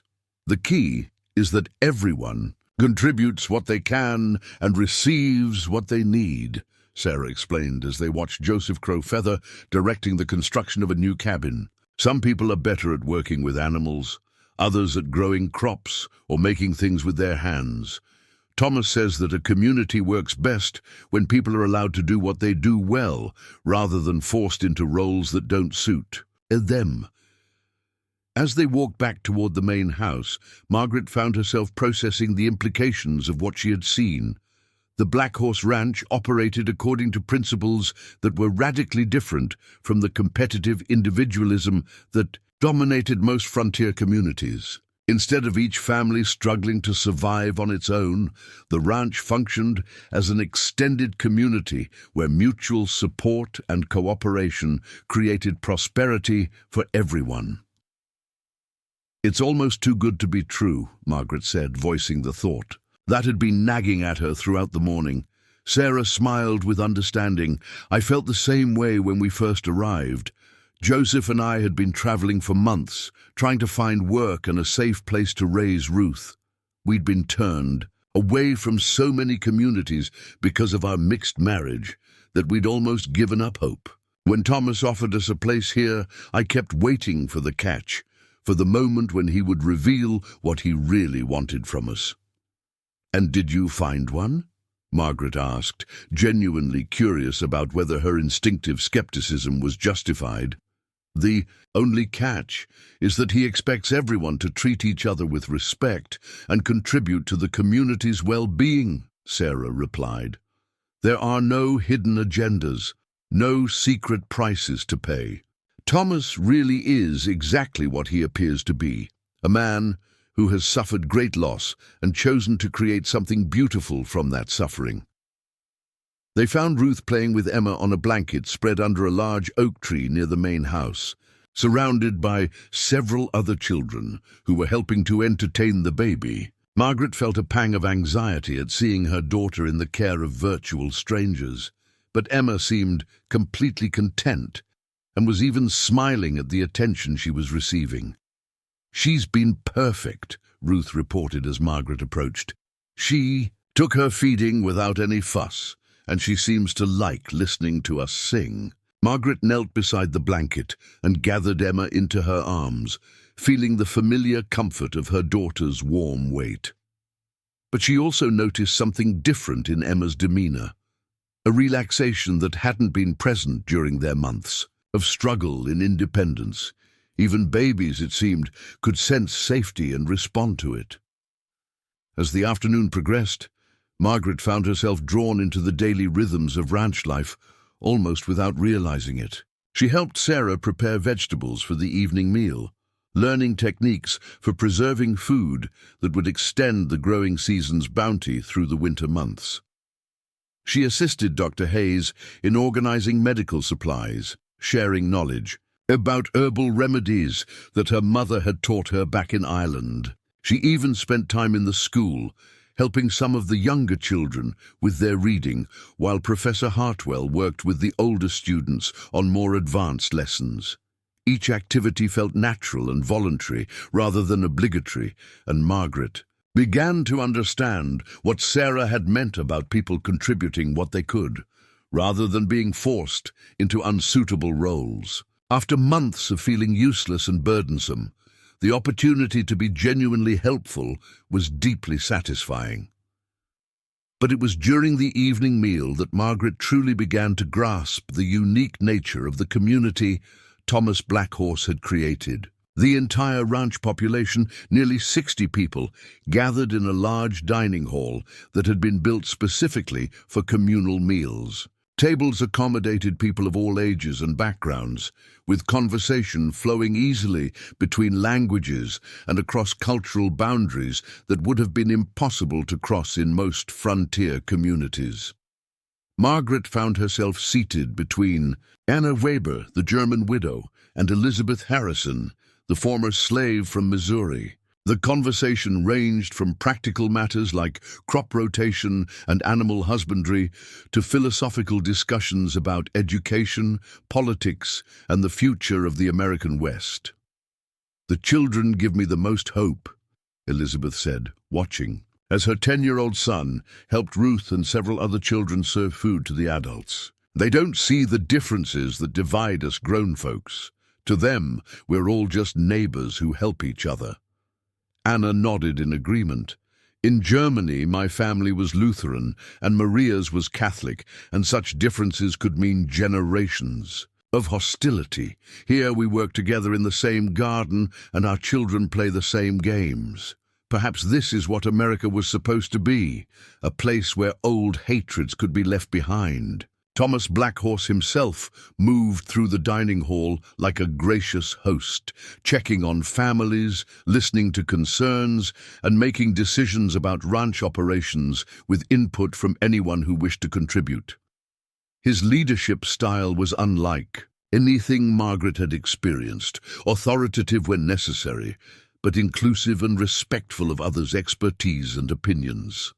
"He never makes important decisions without consulting the affected families," Anna explained when Margaret commented on the collaborative approach. "We may live on his land, but he treats us as partners rather than dependents." As the meal concluded, and people began dispersing to their evening activities, Thomas approached Margaret's table with a cup of coffee and a gentle smile. "How was your first full day at the ranch?" he asked, settling into the chair that Anna had vacated. Margaret considered the question seriously. "Overwhelming in the best possible way. Everything here is so different from what I'm used to. People, seem genuinely happy, and there's a sense of purpose that I haven't experienced before. And how do you feel about the possibility of making this your permanent home?" Thomas asked, his dark eyes studying her face with careful attention. Margaret felt her heart skip at the directness of the question. The day had shown her a way of life that seemed almost impossibly appealing. But accepting it would mean committing to something she still didn't fully understand. "I want to belong here," she said honestly, "but I'm scared that it's too good to last, or that I'll somehow ruin it for everyone else." Thomas nodded with understanding. "Fear is natural after what you've experienced. But Margaret, communities like this survive and thrive because good people choose to invest in them despite their fears. You have skills and knowledge that we need, and you have the strength of character that our children should learn to recognize and respect." As Margaret walked back to her room that evening, carrying a sleepy Emma and thinking about Thomas's words, she realized that she was facing a choice that went beyond simple questions of safety and survival. The Black Horse Ranch was offering her the opportunity to be part of something larger than herself, a community built on principles of mutual respect and cooperation that challenged the accepted norms of frontier society. The question wasn't whether she could find safety and security at the ranch. The day had proven that both were abundantly available. The real question was whether she had the courage to embrace a completely different way of life, to become the kind of person who could contribute to such a community rather than simply benefit from it. As she settled Emma for the night and prepared for sleep in the comfortable room that was beginning to feel like home, Margaret made a decision that surprised her with its certainty. Tomorrow, she would tell Thomas that she wanted to stay, not as a rescued victim seeking shelter, but as a full member of the Black Horse Ranch community, ready to contribute her skills and energy to building something beautiful and lasting. For the first time since Patrick's death, Margaret Sullivan was ready to claim a future rather than simply endure a present. 3 months had passed since Margaret's arrival at the Black Horse Ranch, and the transformation in both her appearance and demeanor was remarkable. The hollow-cheeked, frightened woman who had stood on the auction platform had given way to someone who moved with confidence and purpose. Her auburn hair had regained its luster. Her frame had filled out from regular, nutritious meals. And most importantly, the haunted look had faded from her green eyes, replaced by something that resembled hope. Emma, too, had thrived in the nurturing environment of the ranch. At 9 months old, she was a plump, happy baby who laughed easily and had already begun to pull herself up to standing, much to the delight of the many children who had adopted her as their communal little sister. Margaret often found her daughter surrounded by a protective circle of young caretakers who took pride in helping with her care and development. The morning routine that Margaret had established reflected her growing integration into the ranch community. She woke before dawn to help Sarah and the other women prepare breakfast for the large household, then spent her mornings working in Dr. Hayes's medical clinic, where her knowledge of traditional Irish healing methods had proven invaluable in treating various ailments that afflicted the diverse population. "You have an intuitive understanding of how the body heals itself," Dr. Hayes had told her just the week before. "I've been thinking about formally training you as my assistant. There's enough work here to justify a second medical practitioner, and your natural skills, combined with proper education, could serve this community for decades." The suggestion had both thrilled and terrified Margaret. The idea of becoming a trained medical professional was beyond anything she had ever imagined possible for someone of her background and circumstances. Yet Dr. Hayes seemed genuinely convinced that Margaret possessed the necessary aptitude and dedication.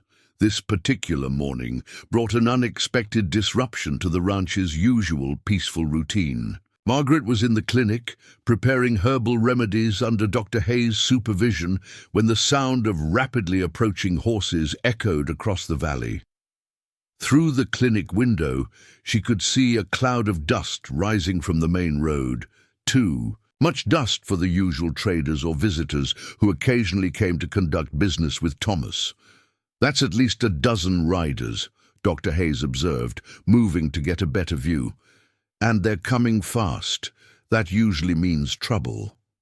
Margaret felt a familiar chill of anxiety as she watched the approaching riders. 3 months of safety and security had not entirely erased her instinctive fear of unexpected visitors, especially ones who arrived with the urgency that suggested official business or hostile intentions. Thomas emerged from the main house and began walking toward the front gate with the measured pace of a man who refused to show alarm, even in uncertain circumstances. Joseph Crowfeather and several other ranch hands flanked him, their hands resting casually but meaningfully on the weapons they carried. The entire ranch community seemed to shift into a state of alert preparedness without any visible signal being given. The riders slowed as they approached the ranch entrance, and Margaret could see that they were led by a man in the blue uniform of a territorial marshal. Behind him rode what appeared to be a mix of official deputies and civilian volunteers, all armed and wearing the grim expressions of men on serious business. "Marshal Davidson," Thomas called out as the group came to a stop just outside the gate. "What brings you to my ranch with such a large escort?" Marshal Davidson was a lean, weathered man in his 50s, whose reputation for fairness and competence had earned him respect throughout the territory. His presence suggested that whatever was happening involved serious legal matters rather than simple harassment or intimidation. "Thomas Blackhorse," the marshal replied formally, "I have a warrant to search these premises for stolen property and to investigate reports of illegal activities taking place on your ranch." Margaret felt her stomach drop as she realized that the trouble Thomas had warned her about during her first night at the ranch had finally arrived. Silas Blackwood had clearly made good on his threats to cause problems for anyone who had thwarted his plans. "What kind of stolen property?" Thomas asked calmly, though Margaret could see the tension in his posture. "Livestock, primarily," Marshal Davidson replied, consulting a document he withdrew from his jacket. "Reports of cattle bearing brands from various ranches throughout the territory being found in your herds. Also, allegations of harboring fugitives from justice and operating an unlicensed trading post in violation of territorial commerce regulations." The accusations were clearly designed to create maximum disruption for the ranch's operations. Cattle theft was a serious crime that could result in imprisonment or worse, while the other charges would require extensive legal proceedings to resolve, regardless of their ultimate validity. "You're welcome to search the ranch and examine our livestock," Thomas replied with dignity. "All of our cattle bear the Blackhorse brand, and we have documentation for every animal on the property. As for harboring fugitives, I'd be curious to know who specifically we're supposed to be hiding." "Marshal." Davidson gestured to one of his civilian companions, a thin man with cold eyes, who Margaret recognized with a shock of revulsion. It was Harold Crane, the debt collector who had forced her into the indenture auction. His presence here could only mean that the accusations against Thomas were connected to her own situation. Mr. Crane here represents several parties who claim that stolen property, specifically persons under legal indenture contracts, are being held illegally on your ranch, Marshal Davidson explained. He has documentation showing that certain individuals were purchased legally, but have failed to fulfill their contractual obligations. Margaret felt the blood drain from her face as she understood the true nature of the attack on the ranch. Blackwood and Crane had found a way to use her presence at the ranch as a weapon against Thomas, claiming that she was somehow being held in violation of her indenture contracts. "The contracts in question were purchased legally and are being honored according to territorial law," Thomas replied, his voice remaining calm despite the provocation.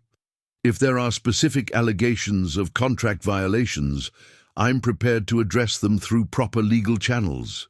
Crane stepped forward with the oily confidence of a man who believed he held winning cards. "Mr. Blackhorse, the Territorial Court has received reports that you are operating what amounts to a commune of runaway servants and escaped slaves, providing them with shelter and protection in violation of various legal obligations. We have witnesses who will testify that Margaret Sullivan and her child are living here as free individuals rather than fulfilling the terms of their indenture." The accusation was technically accurate, but legally meaningless, since Thomas had every right to treat his indentured servants however he chose, as long as he didn't violate territorial health and safety standards. But Margaret realized that the real purpose of the investigation wasn't to enforce any specific laws. It was to disrupt the ranch's operations and create enough legal uncertainty to force Thomas to abandon the community he had built. "Marshal Davidson," Dr. Hayes called out as she approached the group, her medical bag in hand and her manner projecting professional authority. "I'm Dr. Rebecca Hayes, the medical practitioner for this community. If you're planning to conduct an extensive search of the ranch, I should inform you that we currently have several residents recovering from serious illnesses, including a woman who gave birth just 3 days ago. Any disruption to their care could have serious consequences." The marshal looked uncomfortable at the prospect of interfering with medical treatment. "We'll be as considerate as possible, Doctor, but we have legal obligations that must be fulfilled." As the search party began to spread out across the ranch grounds, Margaret found herself torn between anger and fear. The peaceful community that had become her home was being invaded by men who viewed its very existence as somehow threatening to the established order. She could see the distress on the faces of the children, the worry in the eyes of the women, and the barely controlled anger of the men who had worked so hard to build something beautiful and meaningful. "Margaret!" Thomas called to her across the yard. "Would you please bring the documentation we discussed to my office? Marshal Davidson will want to review the contracts and related papers." Margaret nodded and hurried to retrieve the leather portfolio, where Thomas kept all the legal documents related to the ranch's various residents and their circumstances. As she carried it toward the main house, she noticed that several of the search party were paying particular attention to her movements, clearly having been told to watch for any attempts to conceal evidence. In Thomas's office, Marshal Davidson examined the indenture contracts with careful attention, while Crane hovered nearby, clearly hoping to find some technical violation that could be used against the ranch. Margaret stood quietly in the corner, holding Emma and trying to project a calm she didn't feel. "Everything appears to be in order," Marshal Davidson announced after reviewing the documents. "The contracts were purchased legally, the terms are clearly specified, and I see no evidence of violation of territorial statutes." Crane's face flushed with frustration. "Marshal, you're not seeing the real situation here. These people are being allowed to live as if they were free citizens rather than indentured servants. That woman there," he pointed at Margaret, "is being treated as a guest rather than required to work off her obligations. The law specifies that contracted individuals must be provided with adequate food, shelter, and clothing, and that they may not be subjected to treatment that violates health and safety standards." Marshal Davidson replied patiently. "It doesn't specify how comfortable those accommodations may be or require that contracted individuals be treated poorly." As the legal argument continued, Margaret realized that she faced a choice that would determine not only her own future, but potentially the fate of the entire ranch community. Crane and Blackwood were using her presence as a weapon against Thomas, but she had the power to diffuse that weapon by making her own position clear. "Marshal Davidson," she said, stepping forward with Emma in her arms, "I'd like to make a statement about my situation here." The marshal looked at her with interest. "You're free to speak, Mrs. Sullivan, though I should remind you that anything you say could be used in legal proceedings." Margaret took a deep breath, thinking about everything she had learned about courage and dignity from the people of the Black Horse Ranch. "My name is Margaret Sullivan, and I am here by my own choice. Chief Black Horse purchased my indenture contracts to prevent me and my daughter from being separated and sold to people who would have treated us badly. Since arriving here, I have been treated with respect and kindness, given meaningful work that matches my skills, and allowed to live with dignity." She paused, looking directly at Crane with all the contempt she felt for his mercenary approach to human suffering. "Mr. Crane is correct that I'm not being treated like a servant. I'm being treated like a human being, which apparently violates his understanding of how indenture contracts should work." "Mrs. Sullivan," Crane interjected, his voice dripping with false concern, "you may not understand the legal implications of what you're saying. Your contract specifies certain obligations that must be fulfilled." "I understand perfectly," Margaret replied firmly. "I also understand that Chief Black Horse has the legal right to determine how those obligations are fulfilled. If he chooses to have me work as a medical assistant rather than a scullery maid, that's his prerogative as the contract holder." Marshal Davidson nodded approvingly. "Mrs. Sullivan raises a valid point. The contracts give Mr. Black Horse broad discretion in how to utilize the services he's purchased." As the morning progressed, the search party conducted a thorough examination of the ranch's operations, without finding any evidence to support the accusations that had brought them there. The cattle all bore proper brands and documentation. The residents were clearly living in good conditions, and the various businesses operated by the ranch were properly licensed and regulated. But Margaret could see that the real damage was already being done. The children were frightened and confused by the intrusion. The adults were angry and resentful at having their peaceful community treated as a potential criminal enterprise, and the trust that bound the community together was being strained by the reminder that they existed at the sufferance of outside authorities who viewed their way of life with suspicion. As the search party prepared to leave, Crane made one final attempt to achieve his objectives. "Marshal, even if the current situation appears legal, I believe this ranch should be subject to regular inspections to ensure continued compliance with territorial regulations. The mixing of races and cultures here creates conditions that could easily lead to civil unrest or other problems." Margaret saw Thomas's jaw tighten at the implicit threat, but his voice remained steady as he responded. "Mr. Crane, this ranch has operated peacefully for over a decade, without any incidents of civil unrest or criminal activity. Our residents work hard, pay their taxes, and contribute to the general prosperity of the territory. I'm not sure what kind of problems you're expecting us to create." "Communities like this one tend to attract undesirable elements," Crane replied vaguely. "Runaway slaves, Indian renegades, criminals fleeing justice. The territorial government has a responsibility to monitor such situations." Dr. Hayes stepped forward with the professional authority that her medical training gave her. "Mr. Crane, I've been practicing medicine here for 5 years, and I can assure you that this community is among the healthiest and most law-abiding I've ever encountered. The children are well educated, the adults are productively employed, and the crime rate is essentially zero.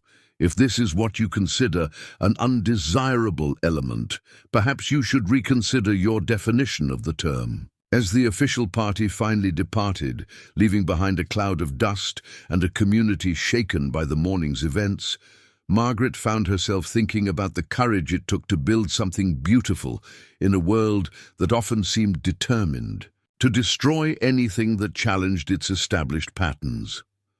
The Black Horse Ranch had survived its first serious legal challenge, but Margaret understood that this was likely only the beginning. Blackwood and his allies would continue to probe for weaknesses, to find ways to disrupt the community that had become a symbol of what was possible when people of different backgrounds worked together toward common goals.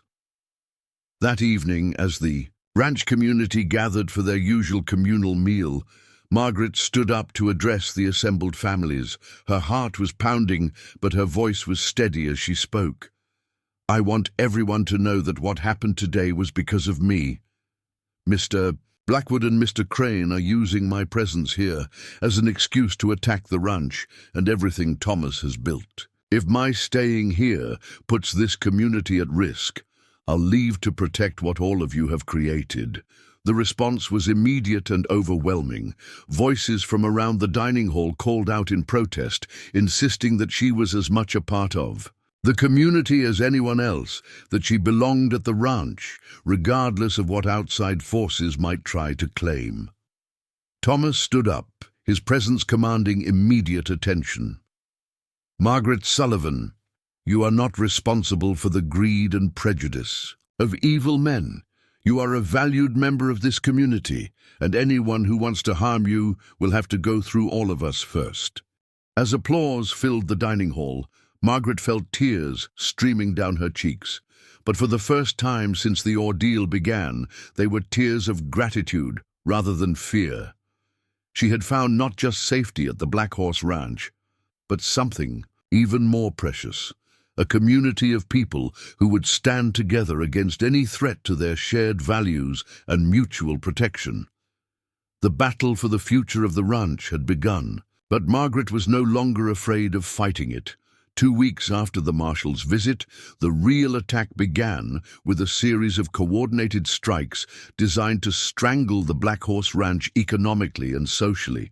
It started with the banks in Independence suddenly demanding immediate payment on loans that Thomas had been servicing without difficulty for years. Then came the mysterious cancellation of contracts with suppliers who had been doing business with the ranch for decades, followed by the withdrawal of trading permits that were essential for the ranch's commercial operations. Margaret watched Thomas handle each crisis with the same calm determination he had shown throughout their ordeal, but she could see the strain beginning to show in the tight lines around his eyes and the way his shoulders had begun to carry a permanent tension. The attack on his community was both personal and systematic, designed to force him to choose between his principles and his survival. The situation escalated dramatically when a delegation of territorial officials arrived at the ranch on a gray November morning, led by Territorial Judge Harrison Whitmore, a man whose reputation for corruption was well known throughout the region. With him came a small army of clerks, surveyors, and armed guards, all carrying themselves with the bureaucratic arrogance of people who believed their authority was absolute. "Chief Blackhorse," Judge Whitmore announced without preamble, "the territorial government has received numerous complaints about the operations of this ranch. There are allegations of treaty violations, unlawful harboring of fugitives, and conduct prejudicial to the public welfare. I'm here to conduct a formal investigation." Margaret stood with the other residents in the main yard, holding Emma close, and watching Thomas face down yet another challenge to their community's existence. She could feel the fear and anger radiating from the families around her, but also their determination to stand together regardless of what the investigation might bring. "Judge Whitmore," Thomas replied with formal courtesy, "you're welcome to investigate whatever you feel necessary. This ranch operates in full compliance with all territorial laws and regulations. We have nothing to hide." What followed was 3 days of intensive scrutiny that felt more like an invasion than an investigation. Every building was searched, every resident was questioned, and every document was examined with the obvious intent of finding some violation that could justify shutting down the ranch's operations. Margaret found herself subjected to particularly intense questioning about her status and treatment at the ranch. Judge Whitmore seemed especially interested in her relationship with Thomas and whether she was being properly supervised according to the terms of her indenture contract. "Mrs. Sullivan," the judge said during her formal interview, "do you understand that your current living situation may violate the specific terms of your contractual obligations? Indentured servants are expected to perform manual labor commensurate with their debt obligations, not to receive advanced medical training." Margaret met his gaze steadily, drawing strength from everything she had learned about dignity and self-worth during her months at the ranch. "Judge Whitmore, my contract specifies that I will perform whatever work Chief Blackhorse deems appropriate. If he chooses to have me trained as a medical assistant rather than assigned to cleaning duties, that's entirely within his rights as the contract holder. But surely you can see how such arrangements might appear irregular to outside observers." The judge pressed. "There are those who suggest that Chief Blackhorse is using these contracts to circumvent normal social boundaries and create inappropriate relationships." The implication was clear and insulting, but Margaret had learned enough about legal proceedings to understand that losing her temper would only damage their cause. "Judge Whitmore, I can assure you that my relationship with Chief Blackhorse is entirely proper and professional. He has treated me and my daughter with nothing but respect and kindness, providing us with safety and opportunities that we never could have found elsewhere." On the second night of the investigation, Margaret was awakened by urgent knocking on her door. She found Sarah Crowfeather standing in the hallway, her face pale with worry and her hands shaking. "Margaret, you need to come quickly," Sarah said. "There's been an accident at the Harrison cabin. Elizabeth's youngest boy fell from the barn loft and Dr. Hayes is with another patient in town. We need someone with medical training right away." Margaret didn't hesitate. She grabbed her medical supplies and followed Sarah through the darkness toward the cabin where Elizabeth Harrison lived with her 2 sons.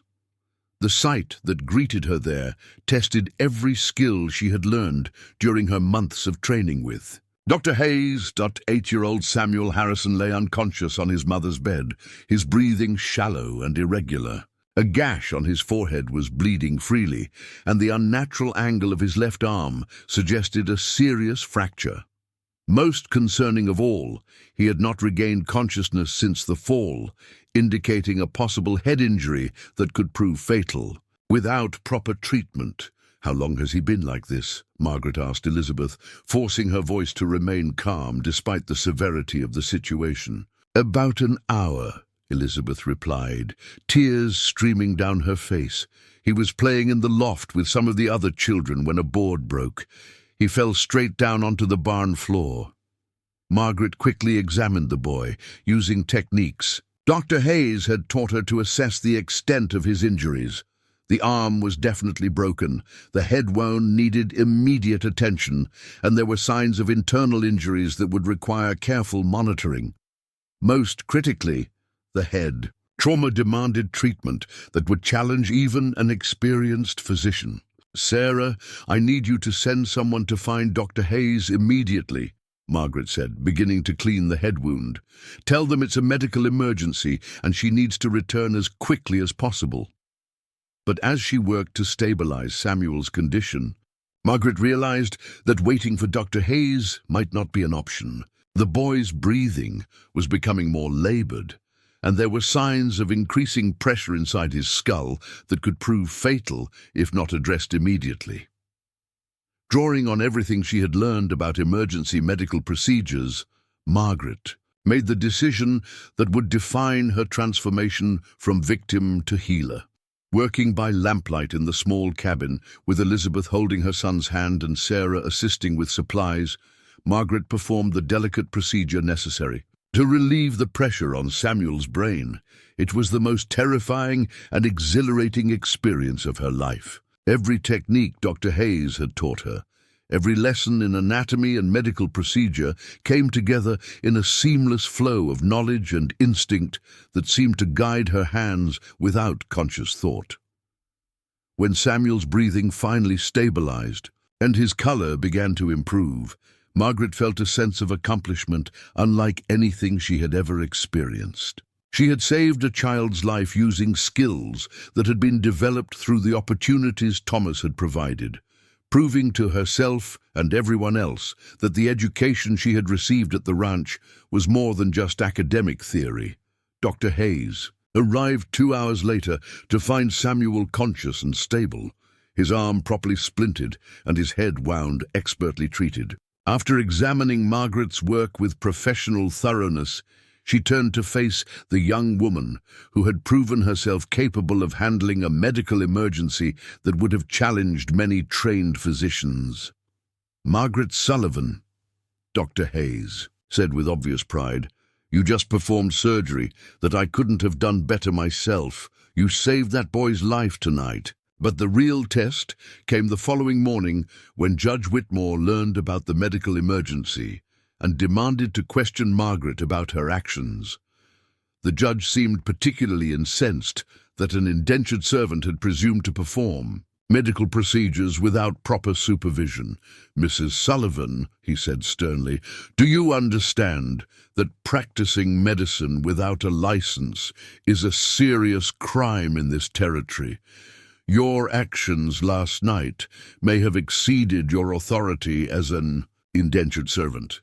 Margaret stood before the judge with Emma in her arms, surrounded by the entire ranch community who had gathered to hear the proceedings. She thought about Samuel Harrison, who was alive because she had chosen to act rather than wait for someone else to take responsibility. She thought about all the other people she might be able to help if she continued to develop her medical skills. Most importantly, she thought about the kind of person she wanted Emma to see when she looked at her mother. "Judge Whitmore," Margaret said, her voice carrying clearly across the assembled crowd, "I saved a child's life last night using skills I learned through the opportunities Chief Blackhorse provided me. If you want to call that a crime, then I'm proud to be a criminal."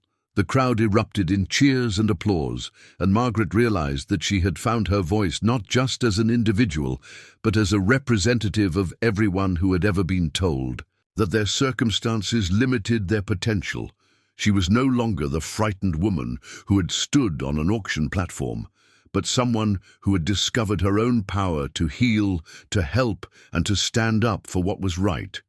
Judge Whitmore's investigation concluded the next day, with no violations found and no legal basis for interfering with the ranch's operations. But more importantly, Margaret had passed her own ultimate test, proving that she had not just survived her ordeal, but had transformed it into a source of strength that would benefit others for years to come. As the officials departed and the community returned to its normal routines, Margaret knew that the frightened girl who had been sold at auction was gone forever, replaced by a woman who had discovered that true freedom came not from the absence of obligation, but from choosing obligations that reflected her highest values and deepest convictions. 5 years had passed since Margaret Sullivan first stood on an auction platform in Independence, Missouri, and the woman who now walked through the halls of the newly constructed Black Horse Medical Institute bore little resemblance to that frightened, desperate girl. At 27, Dr. Margaret Sullivan had become one of the most respected medical practitioners in the Kansas Territory, her reputation extending far beyond the boundaries of the ranch that had given her a second chance at life. The Institute itself stood as a testament to what could be accomplished when vision was combined with determination and community support. The 3-story brick building housed not only advanced medical facilities, but also the territory's first integrated nursing school, where young women of all backgrounds could receive professional medical training regardless of their race or economic circumstances. Margaret stood in her office on the 2nd floor, reviewing applications from prospective students, while Emma, now 5 years old, sat at a small desk nearby, practicing her letters with the focused concentration she had inherited from her mother. The child had grown into a bright, confident girl who spoke 3 languages fluently and moved through the diverse community of the ranch with the easy acceptance of someone who had never known a world where differences in background created barriers between people. "Mama," Emma said, looking up from her writing exercise, "Mrs. Crow Feather says there's a special visitor coming today, someone very important from back east." Margaret smiled at her daughter's excitement. Emma had inherited her father's Irish gift for curiosity and her mother's determination to understand everything happening around her. "Yes, sweetheart. A lady from the Women's Medical College in Philadelphia is coming to see our school. She might help us establish partnerships with other medical institutions." The knock on Margaret's office door interrupted their conversation. Thomas Blackhorse entered, his appearance as dignified as ever despite the silver that now dominated his hair. At 58, he moved with the same quiet authority that had commanded respect when Margaret first met him, but there was a contentment in his bearing that spoke of a man who had seen his deepest dreams realized. "The delegation from Philadelphia has arrived," he announced. "Dr. Sarah McKinney is quite impressed with the facilities, but she's particularly eager to meet with you about the integration policies we've implemented here." Margaret felt the familiar flutter of nervousness that accompanied formal recognition of her work. Despite her success and growing reputation, she still sometimes struggled to believe that her opinions and innovations were valued by established medical institutions. The transformation from indentured servant to respected physician remained in some ways too dramatic for her to fully internalize. "Emma, would you like to come meet our visitors?" Margaret asked, gathering her papers and preparing to leave the office. As they walked through the Institute's corridors, Margaret reflected on the journey that had brought her to this moment.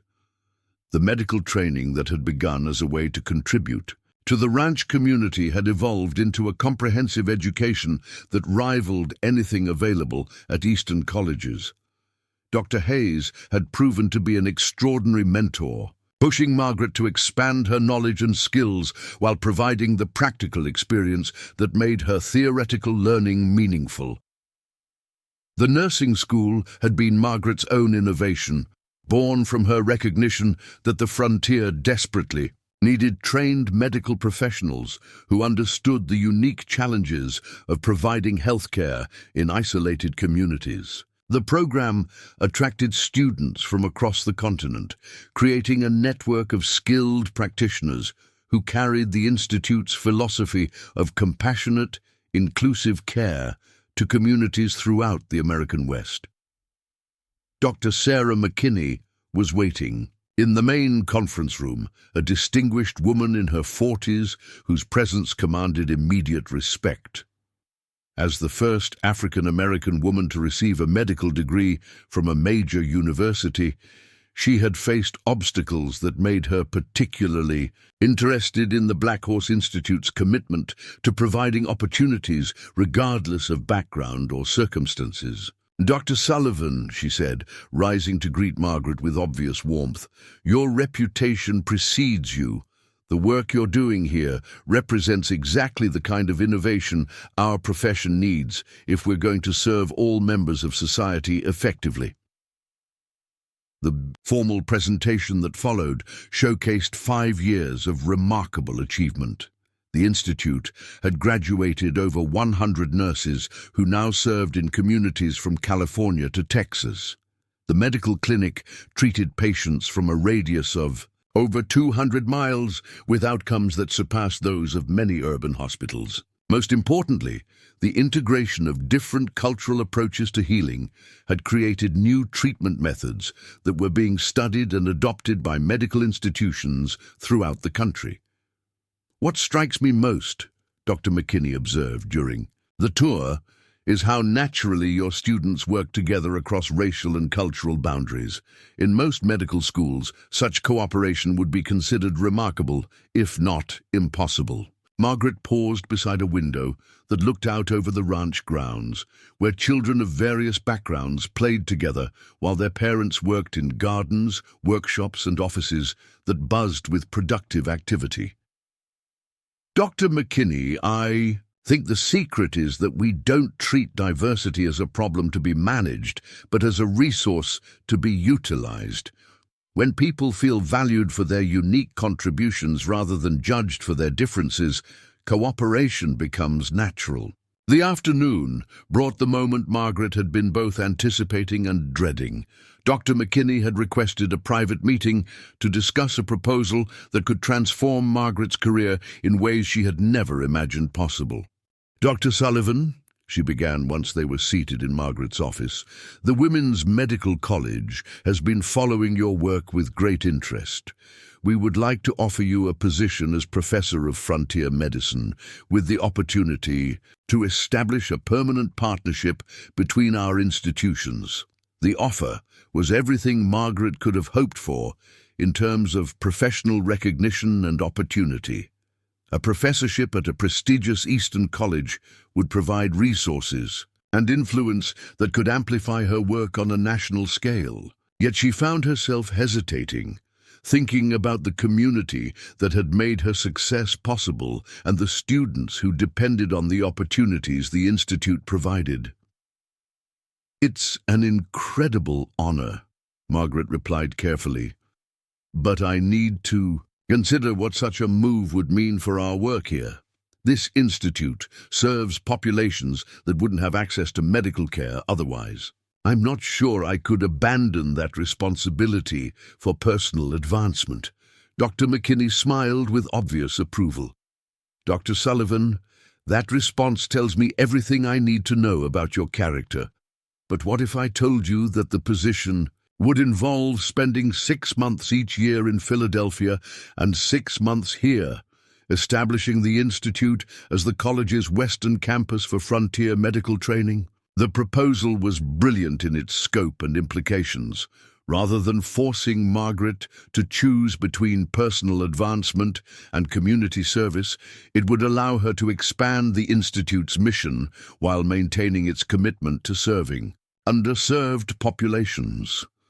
As evening approached and the delegation from Philadelphia prepared to depart, Margaret found herself standing once again on the porch where she had spent so many quiet moments during her first months at the ranch. Emma played nearby with children whose parents represented the same diverse mix of backgrounds that had characterized the community from its earliest days. Thomas joined her as the sun began to set behind the hills that surrounded their valley. "Dr. McKinney seems quite impressed with what we've accomplished here."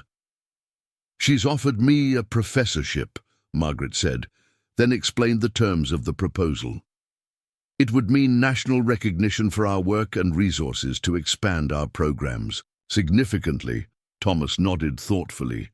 "And how do you feel about the opportunity?" Margaret considered the question seriously. 7 years ago, she had stood on an auction platform with no control over her destiny and no hope for her future. Tonight, she was being offered opportunities that would have been unimaginable to that frightened young woman. "I feel grateful," she said finally. "Grateful for the chance to build something meaningful, grateful for the community that made it possible, and grateful that Emma will grow up in a world where her potential isn't limited by other people's expectations about what someone like her can accomplish." Thomas smiled, the expression carrying the satisfaction of a man who had seen his own suffering transformed into a source of healing for others. "Your mother would be proud of who you've become, Margaret. And your daughter will carry forward the lessons you've taught her about courage, compassion, and the power of refusing to accept limitations." As the stars began to appear in the darkening sky, Margaret reflected on the journey that had brought her from the depths of desperation to heights she had never dared imagine. The frightened woman who had been sold at public auction was gone forever, replaced by someone who had discovered that true freedom came not from the absence of obligation, but from choosing obligations that reflected her deepest values and highest aspirations.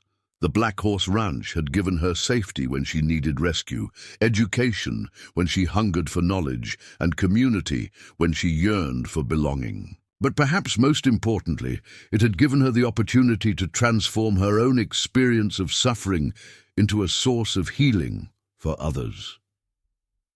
Emma ran up to the porch, her face glowing with the excitement of a child who had spent the day learning new things and making new friends. "Mama, Mrs. Crowfeather says there's going to be a celebration tomorrow for the students who are graduating from the nursing school. Can we make a special cake?" Margaret scooped her daughter into her arms, holding her close and breathing in the sweet scent of childhood innocence and unlimited possibility. "Of course we can, sweetheart. We'll make the biggest, most beautiful cake anyone has ever seen." As they walked into the house together, Margaret knew that she had found something more precious than professional success or social recognition. She had found a way to live that honored both her past struggles and her present blessings, creating a legacy that would continue long after she was gone. The woman who had once been sold like property had become someone who helped others discover their own worth and potential. The mother who had feared for her child's future had created a world where that child could grow up believing that anything was possible. The story that had begun in desperation had become a testament to the transformative power of compassion and courage, and the unshakable belief that every person deserves the chance to write their own ending. Up next, you've got two more standout stories right on your screen. If this one hit the mark, you won't want to pass these up. Just click and check them out. And don't forget to like, subscribe, and turn on the notification bell so you don't miss any upload from us.